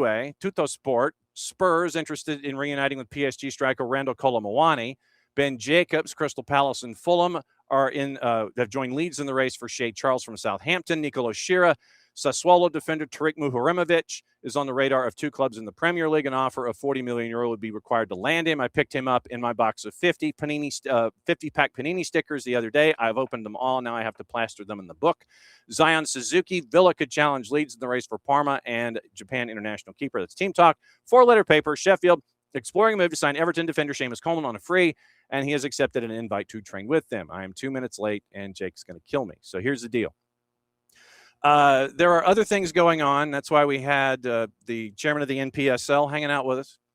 We got NPSL playoffs going on. We have USLW national semifinals going on. Like I said, tomorrow morning, 9:05, we'll catch up with the head coach of Asheville City and find out what's going on as they get ready for Vermont Green. But now we go and catch up with our buddy Jake Griffith and find out what's going on with Minnesota Aurora. Where's your Aurora stuff behind you, Jake?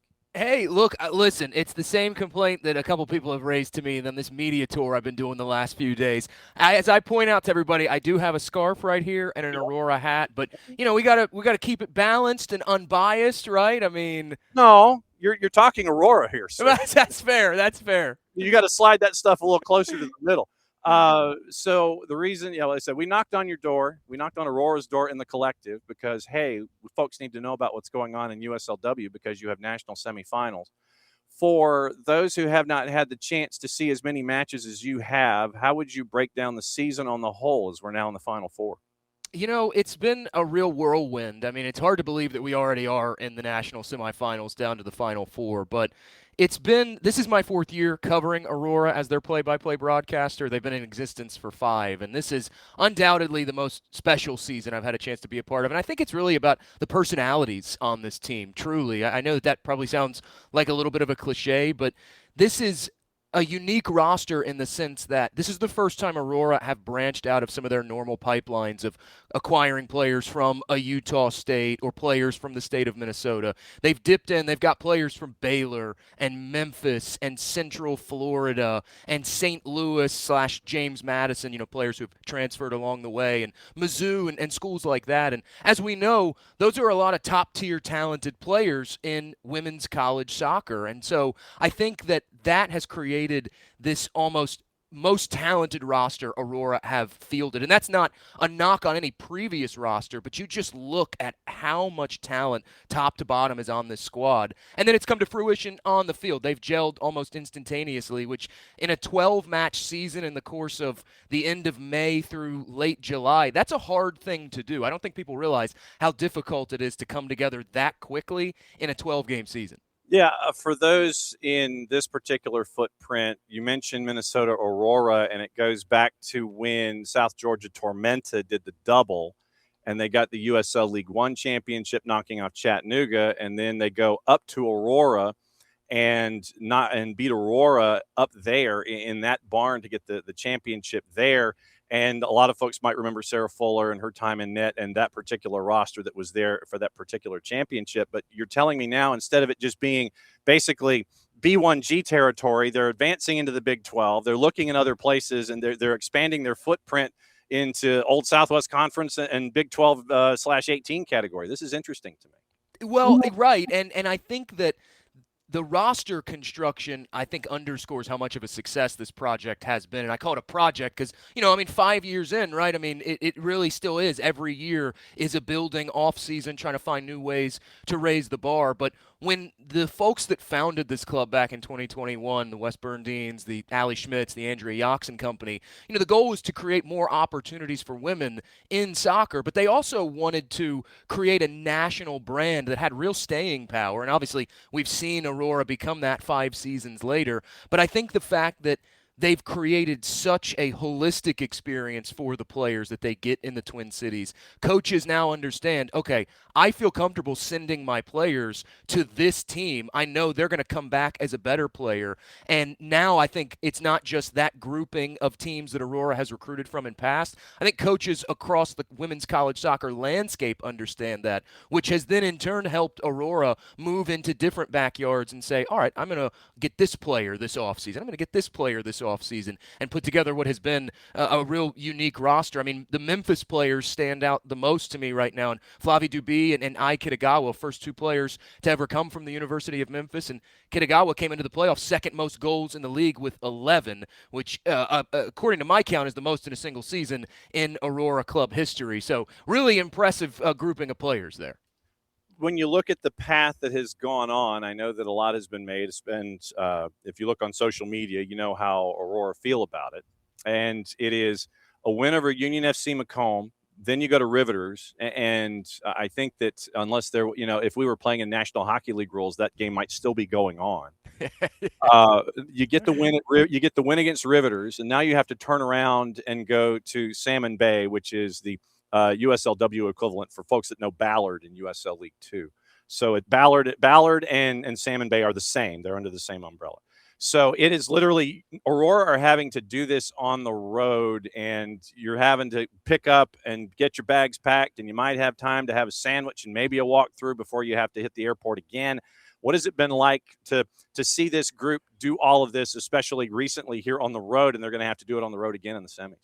Well, seeing them in the day-to-day training, I think it's been impressive just how locked in they are. It's not a team that really kind of makes excuses. Hey, whatever. The circumstances are the circumstances. We've got to deal with the path ahead of us, which, as you and I both know, you have to, if you're going to be a championship team, you have to have that kind of mentality. I know there's been a lot of passion in terms of the fan base response because fans are hungry. They want to see more Aurora. I mean, it's, again, a 12-game season, half and half, road and home. So the fans really only get 6 times to see this team, and then they go on the road for the first 2 rounds of the playoffs. But as I've told a lot of people, whatever you want to make about social media response to any situation, I think if you're a club, you want that passion from the fan base. It shows how much hunger there is for Minnesota Aurora here in the Twin Cities and how much inroads this club has made to really carve out its own identity. From the actual X's and O's tactically of it, it's funny. I was actually talking to an MLS NEXT Pro coach about this on a production call yesterday. I've got a handful of games this weekend that I'll be doing, and we were talking about the idea of going in to a tough road environment, right? And undoubtedly, Salmon Bay, they do have a good environment. We saw the Capo FC match, great fan turnout. They were loud and engaged. And you mentioned Ballard. Obviously, the Seattle market is so hungry for soccer of any level. So Aurora knows they're going to be going into a difficult environment against Salmon Bay. But this MLS NEXT Pro coach, he said, it's funny because I have a different approach of it. The conventional wisdom is, okay, the onus is on us as the road team to find a way to take the home crowd out of it. The way I look at it is, actually, there's more pressure on the home team because you have to perform for your fans. They're expecting you to win. The conventional wisdom is that you will win because this is the 12th man, so to speak. And I do think there is something to be said about that idea of, hey, we're going to treat this like we're playing with house money. We're putting the pressure back on the home team to perform for their fans. The expectation is that we're not supposed to come in on the road and beat a team that has won their conference, their division. And so I think it creates an interesting, no matter how you slice it, it creates sort of an interesting approach. Yeah, and so you mentioned a couple of the players from Memphis that have been key to Aurora this year and knowing what they're getting into. And by the way, apparently, what am I seeing? 50% off flights to go to Seattle from Minneapolis for folks Yes. that want to hop on and head out there this weekend? Yeah, so I jokingly always say Aurora is the biggest club in the world. They are the largest community-owned women's soccer club in the United States of America. But further underscoring why I think Aurora is the biggest club in the world, we're creating inroads with companies in the Twin Cities for discounted flights. We've partnered with Sun Country, 50% off. There's more information, mnaurora.com, the team's website. I think that's just so awesome, right? And it's a Twin Cities-based company, right? Sun Country is a Twin Cities budget airline. Like, it's just so cool, and it really just speaks to who Aurora is as a club. Yep. So we mentioned the two players from Memphis that have made an impact. If you and I are doing the show open, and we're on the Aurora Global Network, obviously it starts out as title over wide. They've got the packed stadium there at Ballard, and you can't breathe. And you end up title over wide. We say who the teams are. We do our intro. We're either like this in double boxes or we're standing next to each other. And we go into the players to watch. Outside of those two that you've given me already, who else would fit into the Jake Griffith spot shadow in the players to watch in this matchup coming up against Salmon Bay? Well, I think two other players stand out. One is Sky Leach, and Sky has contributed 4 goals in 2026 rather. Not rewinding the clock all the way back to a calendar year. I've quite enjoyed 2026, but she comes out of Baylor. She's in her first season with the club with Minnesota Aurora, and it's just the way that she has helped distribute the ball, I think. She's been crucial in terms of her versatility. At times, they've started her up front in the two-striker approach in the 4-4-2. Sometimes they'll drop her into the midfield. And I think when she drops, that is where she is able to really be special because she's able to help create some of these interchanges of play. In Aurora, they love to work the flanks. I know it's a very modern thing, right, to say that a team wants to dominate the wide space. But Aurora do. They really want to take control of the wide spaces. And I think when she drops in the build from that midfield role, I do think that it is crucial to Aurora's success. The other player is in net because as somebody who was a lacrosse goalkeeper growing up and a hockey defenseman growing up, I love the defensive side of the ball. Have to give the nod to Taylor Fox in goal. She spent some time with Lexington SC, actually with Gainbridge Super League Golden Boot winner Kat Berry. Funny enough, they were both a part of the Lexington SC W League team the year before the Gainbridge Super League launched. Spent some time as well in the King's Hammer organization, and now comes to Aurora, and she's quickly climbing up the all-time leaderboard of individual clean sheets. She hasn't faced a lot of action this year, just about 15 or 16 saves, but you go back to that Pittsburgh Riveters match, and I think it speaks to what you want as a coach from a high-level goalkeeper. Yeah, she doesn't face a lot of shots, but when they call upon her, she comes up massive. Had a couple big claims of balls on crosses, a couple of crucial saves on breakout opportunities for Riveters to stymie them, and I think that she will be crucial. I know the one thing that Jen Larrick, head coach of Aurora, has talked about, just with the goalkeeper unit as a whole, is the importance of their communication and organization of the back line in front of them. And I think Taylor Fox does that better than anybody else in the USLW League. So in the conversations that you've had with Jen Larrick this week, as they're in study hall getting ready for this matchup, can you glean what they're the most confident about and what they're the most concerned about heading out there to take on Salmon Bay this weekend? I can tell you I cannot glean. I will say that I love working with Jen Larrick, but she is extremely close to the vest, which I appreciate as a coach, right? I always, when I get on these production calls, I always joke with coaches when I ask them questions, I couch it with, I'm not really asking you to give me the whole game plan, right? I don't want you to think I'm trying to get the whole game plan, but and I can appreciate that mentality as a coach, right? Keeping it close to the vest. I jokingly say she comes from the Nicole Lukic coaching tree because she does. She was an assistant coach under Nicole Lukic, who was the manager for the first 2 seasons. As we know, spent last year in Spokane with Spokane Zephyr in the Gainbridge Super League, some time under Emma Hayes in the U.S. Soccer organization. But Nicole was very much like that as well. Was very close to the vest, trying to, not tip her hand one way or the other. I will say that having watched, just in my own prerogative, having watched some of Salmon Bay over the last couple weeks, specifically their match against Capo FC in the championship game a weekend ago, they come out in a 4-3-3 with a single pivot. And I think the way that they're able to use that midfield on the defensive side in their out of possession shape to just create a lot of chaos. They sometimes will press in a 2-3 shape, which created some issues for Capo FC last weekend. And it'll be interesting to see Aurora how they choose to bypass that press, but also if they're able to consistently get it going through the midfield. Because one thing that's been a strength, we just touched on it a minute ago, but one thing that's been a strength this year that I think has kind of gone under the radar is the ability of Aurora's central midfielders to really diagnose problems on the fly and come up with creative solutions to break teams down.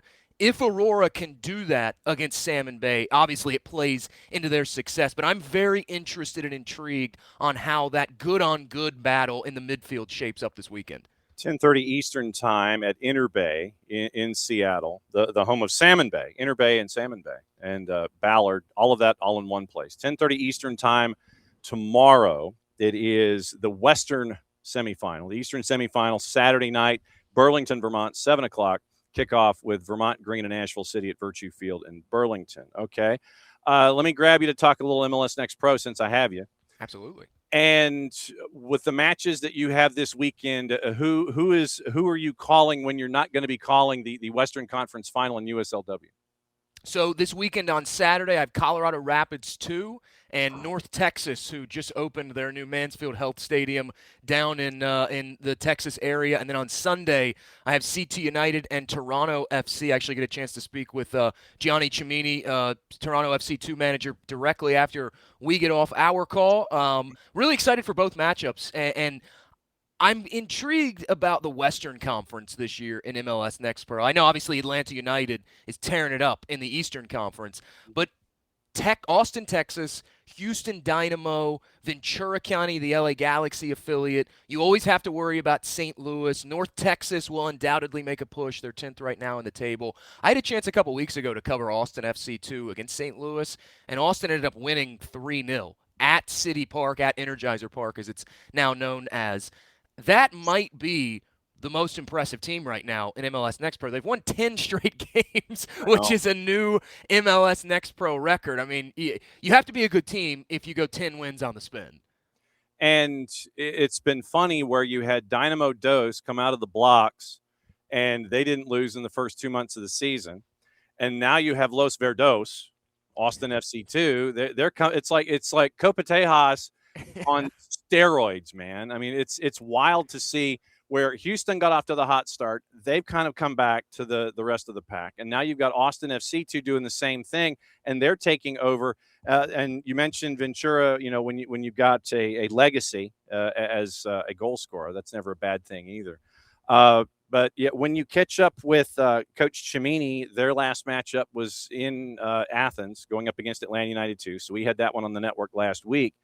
And it was interesting because they jumped on Atlanta United too early, and then Atlanta United 2, they got things squared away as it went. And I think that the travel might have gotten to Coach Cimini and Toronto FC 2, because you're coming from Pearson, you're going to Atlanta, you're having to drive another 90 minutes up to Athens. And I think that as the match went along, I think that the starch might have been taken out of TFC2 as they're trying to work their way into the playoff discussion north of the bar, because they're hovering right there at about 10th right now. And they need this win against CT United this weekend.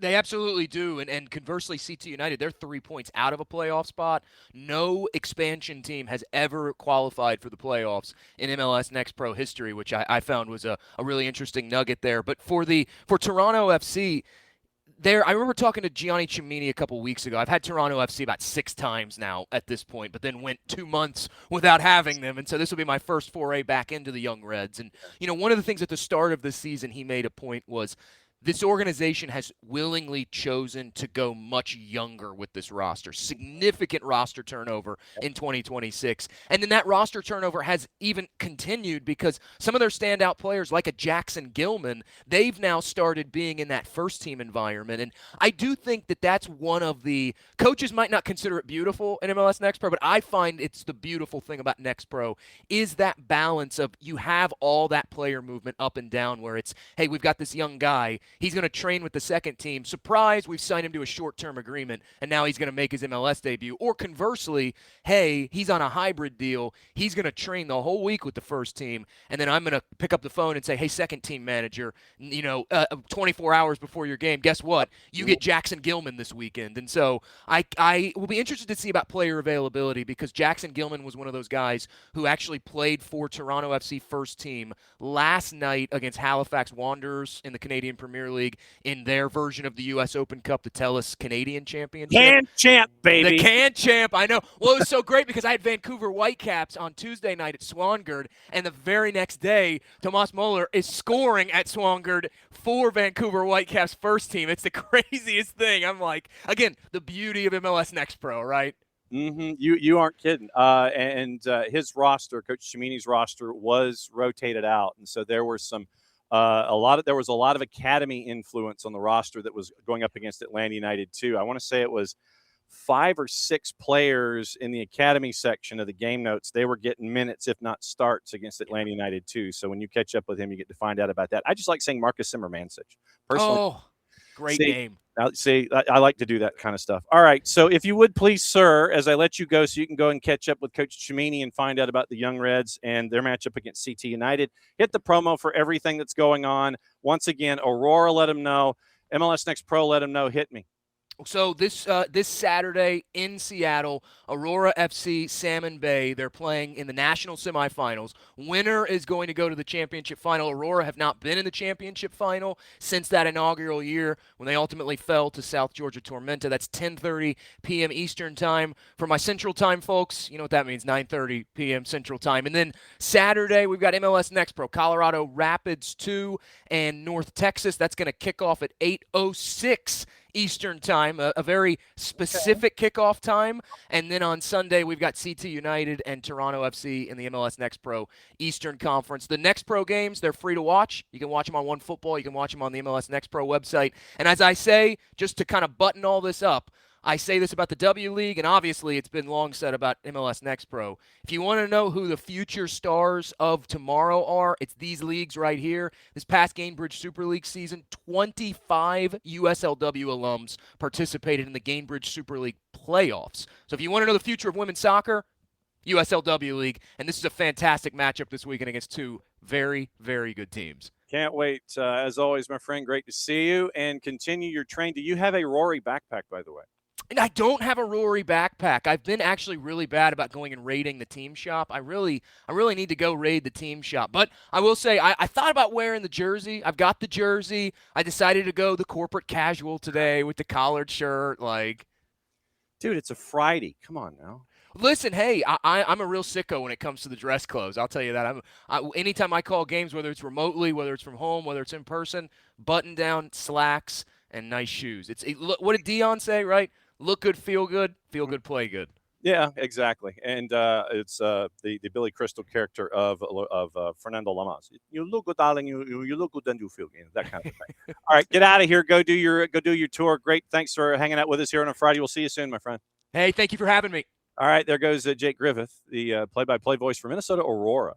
When I reached out to each of the clubs, I was like, I'd like to have a presence before the games kick in, all this kind of stuff. Then I get an email from Jake. And Jake's like, sorry that I don't get to see you in MLS NEXT Pro, but I'm doing Aurora. And I'm like, And so we had to have Jake on because we know of Jake. And so to have a familiar voice who could drift in here to the morning show and kind of sit there and go, here's what's going on. Here's your education in USLW, national semifinals.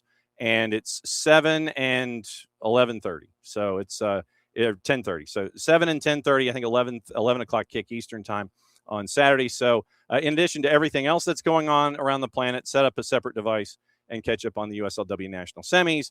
And if you're a real sicko like the rest of us, it is NPSL action. You got that going on as well.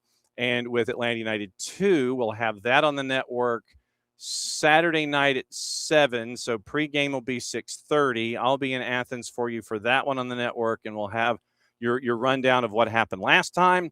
We'll get you ready for what's going to happen this time, and it's going to be Inter Miami CF2. Messi and Friends 2 have made the road trip, and they're going to be playing Atlanta United 2 Saturday night, 7 o'clock, pregame 6:30 here on the network, and Atlanta United 2 and MLS NEXT Pro. All right, speaking of Atlanta United, since we are at that point of the show, is natural transitions. That's how this goes here on a Friday. So Atlanta United had a friendly yesterday afternoon, and it was in a matchup against Sporting Kansas City up at the Children's Healthcare of Atlanta training ground.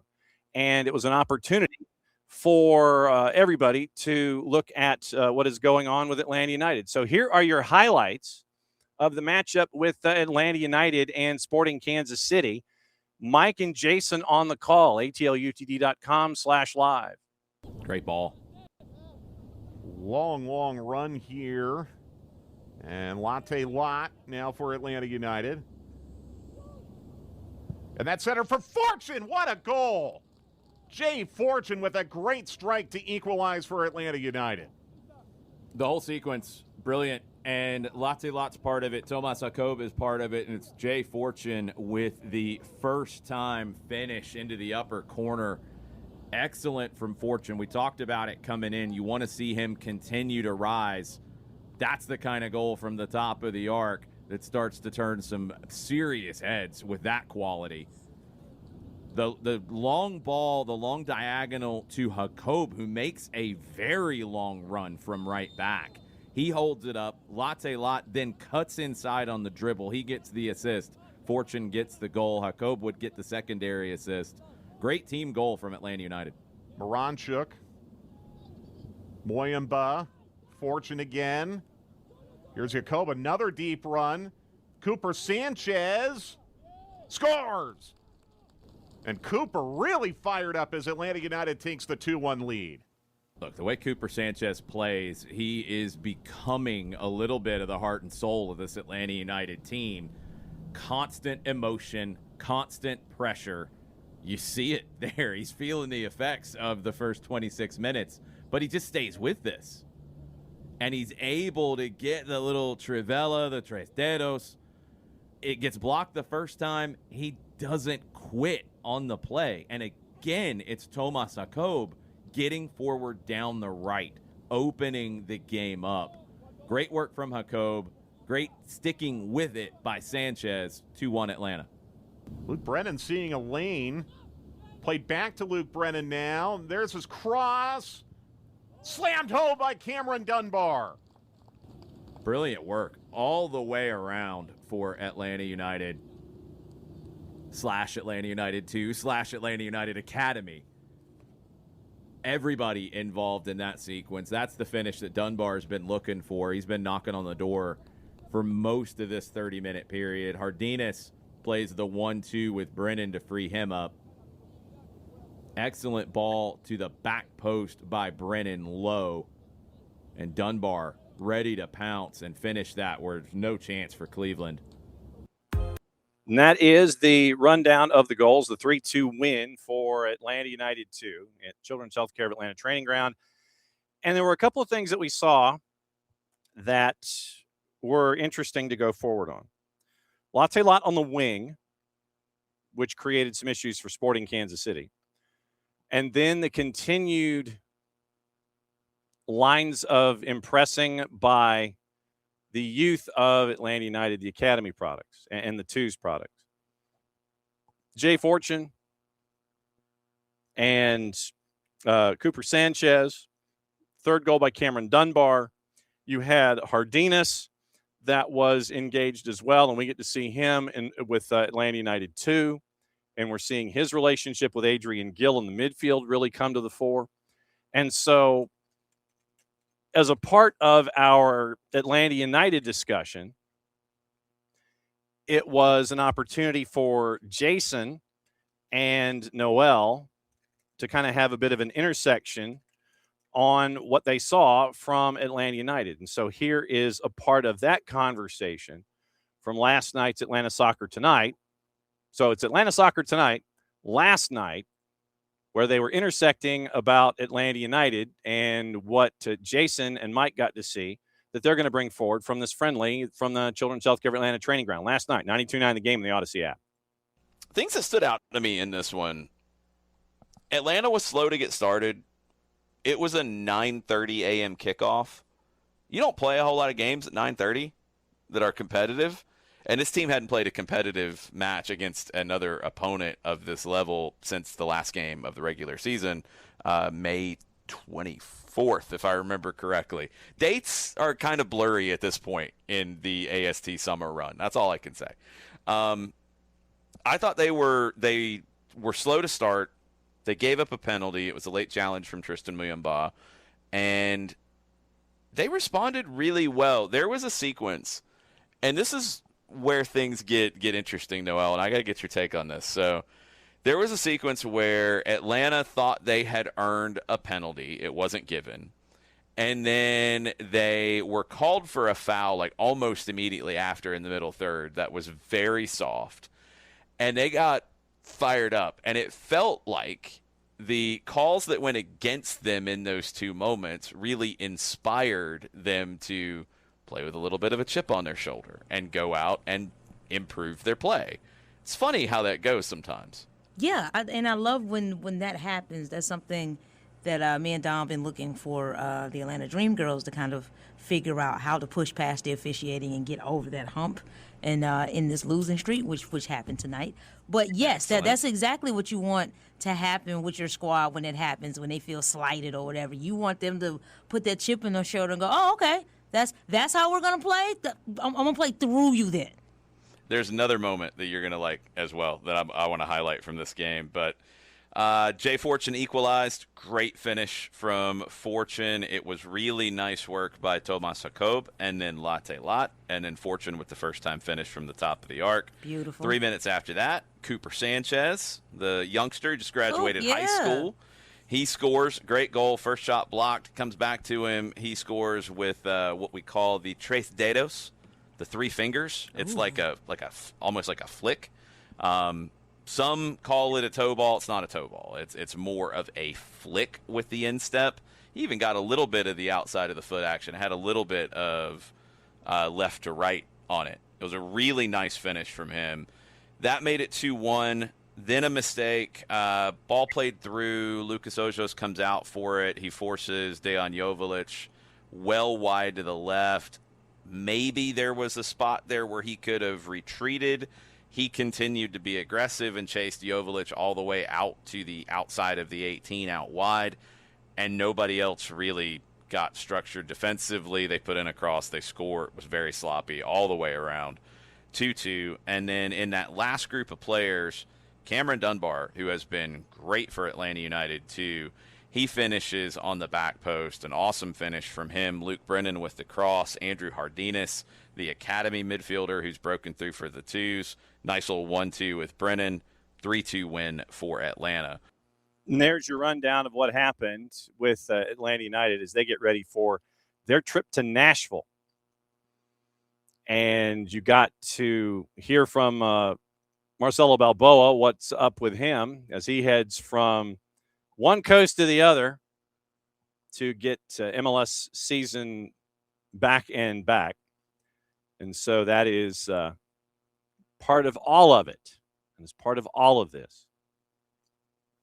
So that is what to kind of keep an eye on as Atlanta United gets ready to return to MLS play next week.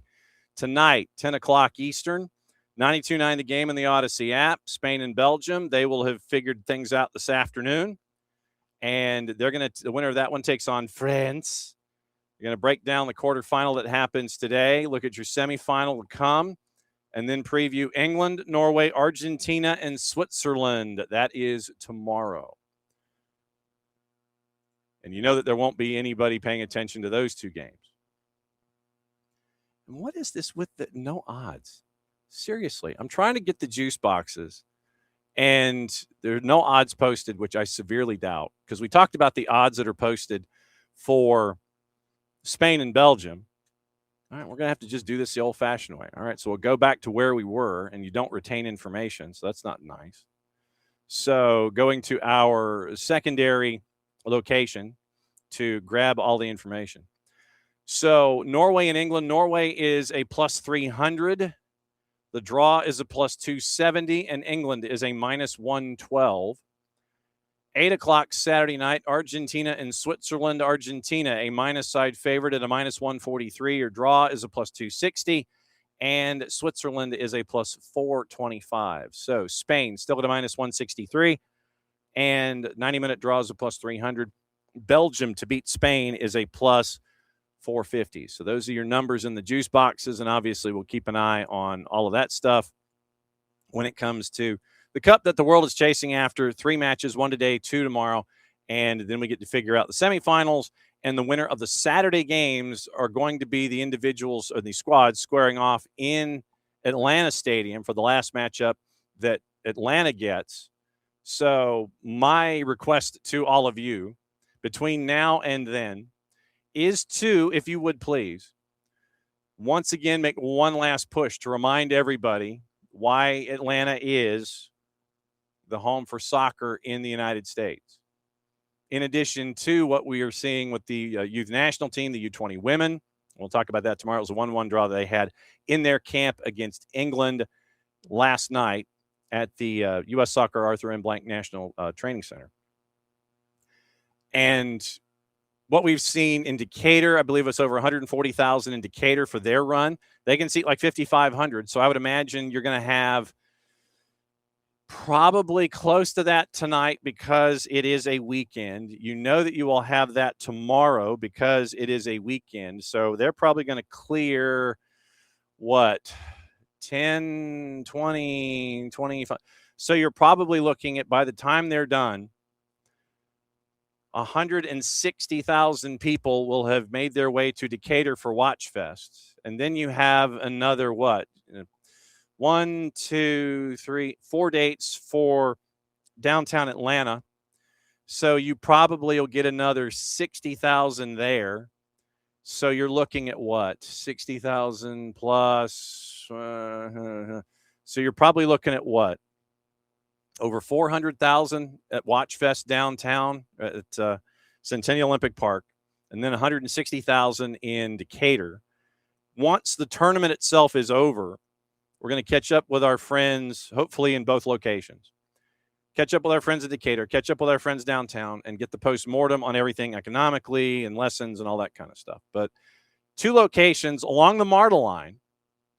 By the time the tournament is completed, you will have, 500, over 550, 560,000 folks at 2 separate Watch Fests in the Atlanta area.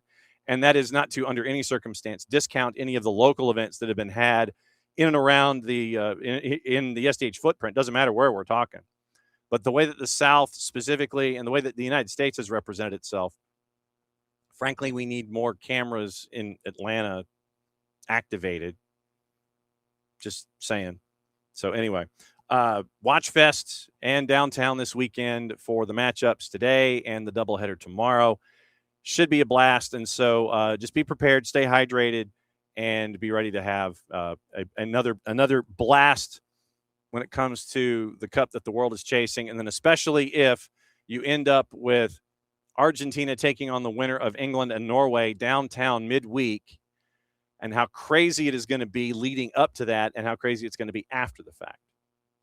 So you've got a lot to be proud of for all of you in all of your towns and all of your markets that have had all these watch parties and gettings together to showcase what makes the sport what it is here that we are blessed to cover every single day. So I would give all of you a round of applause. So I would give you a round of applause right now. I'll give you another one when the tournament is over, when we have all the numbers and we just look at the sheer volume of celebration and unity that we got to see this entire time. So that is your assignment. Go have fun this weekend and stay hydrated.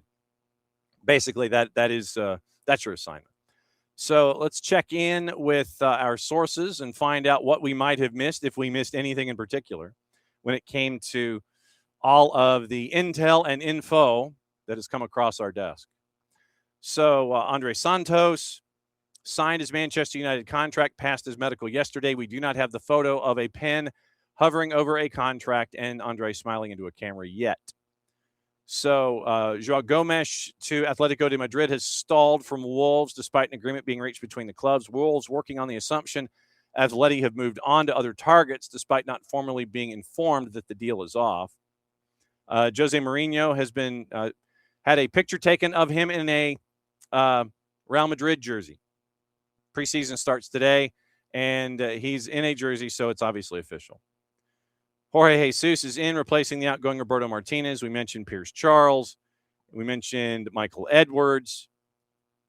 Hugo Oliveira is the leading candidate to take over at Strasbourg. Bluco is impressed by his job at Famalicão. He was in the running for the Fulham gig, and now he's likely to move to Ligue 1 and Strasbourg. And 20 goals in 20 matches for Mbappé. 5+2 in the tournament, and another excellent tournament for Morocco. So that is international. So let's see if we missed anything from our friend Tom Bogert and the folks at Gimme Sports domestically as we roll forward here. And it is the biggest news probably is Duncan McGuire to Houston from Orlando City. Orlando is, according to Bogert, getting $1.25 million in GAM plus $1.15 million in GAM add-ons, and Orlando gets a sell-on. So now you have Duncan McGuire sliding in, and he'll be a part of the Houston offense going forward. So you'll now get, with Griezmann making his debut, and by the way, the Purple Team and FCD are going to have a friendly that we saw from our friend Edwin Pintor. That is July 15th. So Wednesday, Griezmann, FCD, and the Purple Team. So that is happening. It's probably behind. Check the amount of closed doors, and we'll find out what's going on. And so yes, as of 7 minutes ago, it is now officially official. Houston sent out the release. So $1.25 million, $600,000 in 26, $400,000 in 27, $250,000 in 27, and so it's $600,000 this year, $400,000 in the sprint schedule, and $250,000 in 27-28. Orlando may acquire up to an additional $1.15 million in GAM if certain performance metrics are met. 25-year-old McGuire signed a contract through 27 with a club option for 28. So that is the rundown there with the Duncan McGuire signing, which is now officially official for both clubs in Houston and in Orlando. Sadio Mane has announced his retirement from international football with Senegal following their World Cup exit. Led Senegal to consecutive AFCON titles, 21 and 25, 54 goals, 130 appearances. He's going to continue playing for Al Nassr in 27. Spain has advanced to the World Cup quarters without conceding a single goal. Unai Simon setting a new tournament record of 560 consecutive minutes unscored upon. Luis de la Fuente's defensive strategy has limited opponents to under 1.0 expected goals combined in their first 4 matches and just 0.58 XG against Portugal. So that's a bit of your World Cupian news this morning. So I'm trying to see if there's anything else that might have been missed. We mentioned the Duncan McGuire transaction, ranked second on the Purple Team with 25.9 sprints per 90 minutes. Bryce Mendez replacing Rossi in Columbus. Lewandowski heading to Chicago. Keep an eye on Goretzka. Duncan McGuire now in Houston coming from the Purple Team. Sporting Kansas City has reportedly offered $20 million for Olympiacos winger Andre Luiz, who is 24, managed only 1 assist in 292 league minutes last season. That's according to Kansas City Soccer Journal. FCD has acquired goalkeeper Daniel from San Jose for up to $1 million in GAM. $800,000 salary represents a major financial commitment, significantly higher than the combined $400,000 of Dallas's existing keepers. Whitecaps captain Ryan Gauld made his first start in 16 months, played 45 minutes after recovering from a severe knee injury in the Can Champ. His halftime replacement, Thomas Müller, scored but exited with minor dead leg, according to Canadian Soccer Daily. In Seattle, Craig Weibel stated he's going to pursue a starting caliber striker if current forwards don't improve soon, emphasizing a desire of impact over depth. That comes from our friend Nico Moreno and our friends at Sounder at Heart, as Craig Weibel had his opportunity with the media yesterday. Toronto FC's Jason Hernandez believes the World Cup break saved their season by allowing Richie Larea and Georgi Mihailovic to recover. Club is targeting their first playoff berth since 2020. Red Bulls winger Jorge Ruvalcaba using his Mexico World Cup snub as motivation, scoring 4 goals in 4 matches in May to make the preliminary squad. So that is the rundown on a couple of other places. So let's see if I'm missing anything when it comes to other storylines. I think we're okay in that regard. So let me tour the papers, and we will catch you up on everything. So remember, your favorite NPSL franchise having action this weekend at USLW National Semifinals Saturday, 7 and 10:30 Eastern Time. 7 and 10:30 Eastern Time. Both are available on watching on stream. And Sun Country, just be careful, people. 50% off if you're going from Minnesota out to Inner Bay to take on Salmon Bay. 2 winners from national semifinals, once again, July 18, location and time to be determined. So it will be next weekend for the national final in the WPSL, in the USLW. And it will be, let's see, playoffs. All right, so let's take a peek at the playoffs and find out where things are specifically. So getting into the conference finals and semifinals of the NPSL, just here in the footprint, by the way. 865 Alliance knocked off Statesville at Hardin Valley 1-0. Bristol Rhythm had to go to PKs to beat Greenville United 8-7 at Gene Malcolm. 2-2 after 90 and 120, 8-7 in the PKs. So Bristol Rhythm advances to take on 865 in the Southeast Conference semis.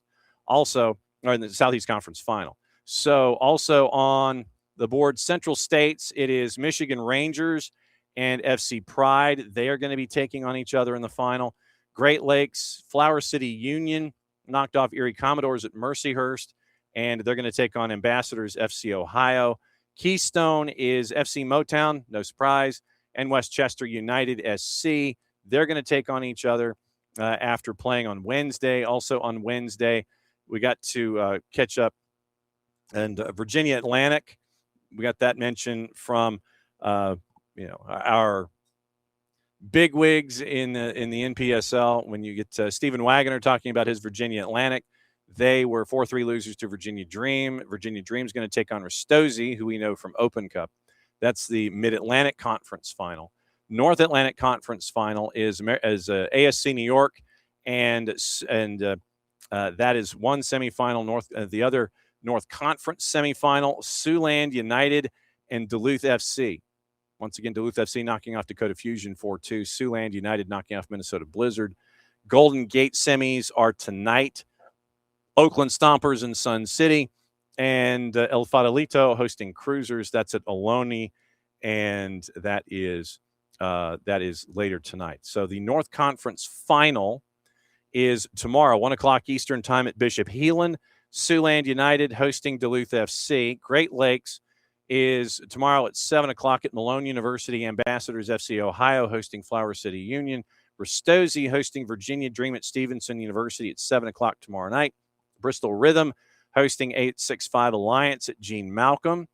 Keystone Westchester United hosting FC Motown at Kildare's Field Turf.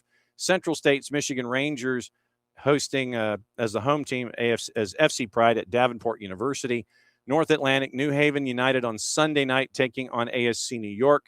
Golden Gate final is Sunday night at 8 Eastern with teams to be determined. The national quarters are going to be next Saturday, and that is the 8 remaining teams. National semis are going to be on July 25th, and August 1st will be your national championship in the NP. So that is NPSL, that is USLW, and that is a very, very busy weekend across the board for a lot of folks. Mention the NWSL, so let's let you know what's happening there as the NWSL is back. And let me see if the juice boxes will actually behave here and give it to me. So NWSL, they exist. How do you not have juice boxes? Seriously. How do you not have juice boxes? The 3 matches at 8 o'clock tonight. Racing Louisville hosting Bay. Boston hosting Chicago. Orlando hosting Kansas City Current. 10 o'clock tonight, Utah Royals back on the field taking on Gotham. Tomorrow, it is North Carolina Courage at 6:30 hosting Washington Spirit, 8:45. San Diego hosting Angel City. And then on Sunday, 4 o'clock, Seattle Reign hosting Portland in Cascadia, NWSL style. Denver is hosting Houston Dash, 7 o'clock on Sunday night. So let's see if we can find juice boxes here, because our number one website has just decided to crash and not give any kind of domestic odds, period, when it comes to anything involving soccer. That's crazy to me. Okay, so there. So not those. Let's go to the bottom. Here we go. Okay. So numbers. Friday at 7, Legacy at home, a -175 hosting Chicago. Stars at a +333 on the draw, +350 for the Stars. Orlando is a dog at home to Kansas City at a +175. 90-minute draw, +260. Kansas City current +120. Racing Louisville +137. Draws a +240. Bay FC is a +162. Utah Royals at home a +190 to Gotham, who's a +115. Your draws +225. And North Carolina Courage on Saturday is a +180 at home. 90-minute draws a +230. Spirit are a +115. San Diego Wave a -118 at home.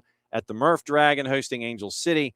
Draws a +225, and Angel City is a +270. So that gets you through Saturday anyway. So Friday and Saturday, they have been taken care of when it comes to your juice boxes on the board. Okay, today, once again, remember, it is the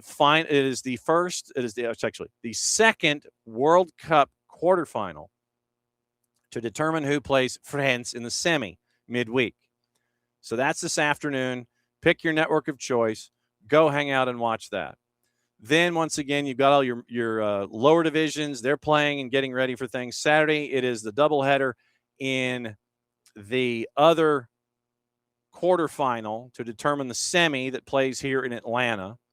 Then you've also got other lower division stuff as well that you can get into Saturday and Sunday to get you ready for the midweek.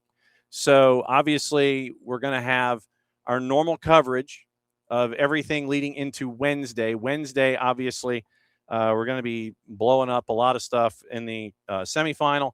That'll set up the Sunday final, and we'll have all that for you next week as we roll through what's going on here in the world of soccer. So it has been a very, very busy week as we continue to roll through here the cup that the world is chasing after. A lot of stuff going on, a lot of news, a lot of newsmakers. Today, thanks to Jake Griffith for his background on MLS NEXT Pro and USLW.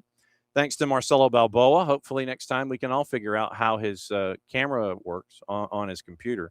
And thanks to the Grand Exalted Poobah, Stephen Wagoner, the chairman of the NWSL, to get into their discussion this morning and let you know what's going on with their possible new next steps being considered, looking at it over the next 30 to 60 days, and we'll have thoughts on that as well. So thank you, Abby. Thank you for the difference between C3 and C6 and letting me know what's going on there. Let me say hi to everybody. Since Bam was in this morning, always great to see Bam. Dreyfooty Bomar. I don't know why everyone's disappointed about the USMNT, given how the team's put together. They actually exceeded what I thought they would do. Any more would be a miracle. And it's always the power of expectation and the power of immediacy, as we get to catch up with Marcelo Balboa and let you know what was going on there. Fraternal Snare, you're lucky that you weren't in the Twitch pitch. Actually, I tell you what, I can block you. Add to Restream block list. There we go. So block. You've been blocked. So morning, Abby. Morning, Bam. And morning, Nix. And morning, David.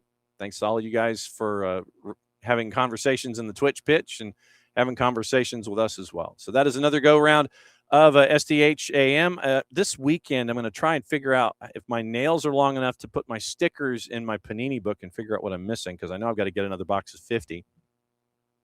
And I know I've got a lot of doubles, especially if Stephen Eustachio from Canada. I don't know if that's supposed to mean something or not, but I've got multiple Stephen Eustachio stickers, and I got to figure out what to do with them. If I can trade a Stephen Eustachio for a lot of commons, I'll do it. So let me know. Thanks to all of you guys. Thanks to everybody who came in here this morning to break down everything on SDH AM. enjoy your lunch, enjoy your day, enjoy your quarterfinal, enjoy your weekend. Back at it again here, 9:05 in the morning. We'll go over the USYNT. We will go over Asheville City. We'll have Maxi Vieira, their head coach, on to bat leadoff tomorrow morning. We'll go through everything leading you into the two other matches in the quarters when it comes to everything here in the cup that the world is chasing. So it's another go-round of SDH AM. And so since it is Friday, there's only one way to end a week, and there's always one way to do it. I've got to find it, which of course means that the silly thing is always at the bottom of the drops, no matter how many times I slide it to the top of the drops. Goodness gracious. Here we go. Mucho Plati, I'll play it safe. See you tomorrow morning, 9:05. Atlanta Soccer tonight, 10 o'clock tonight, 92.9 The Game, the Odyssey app, 92.9 YouTube channel. See you there. Have fun.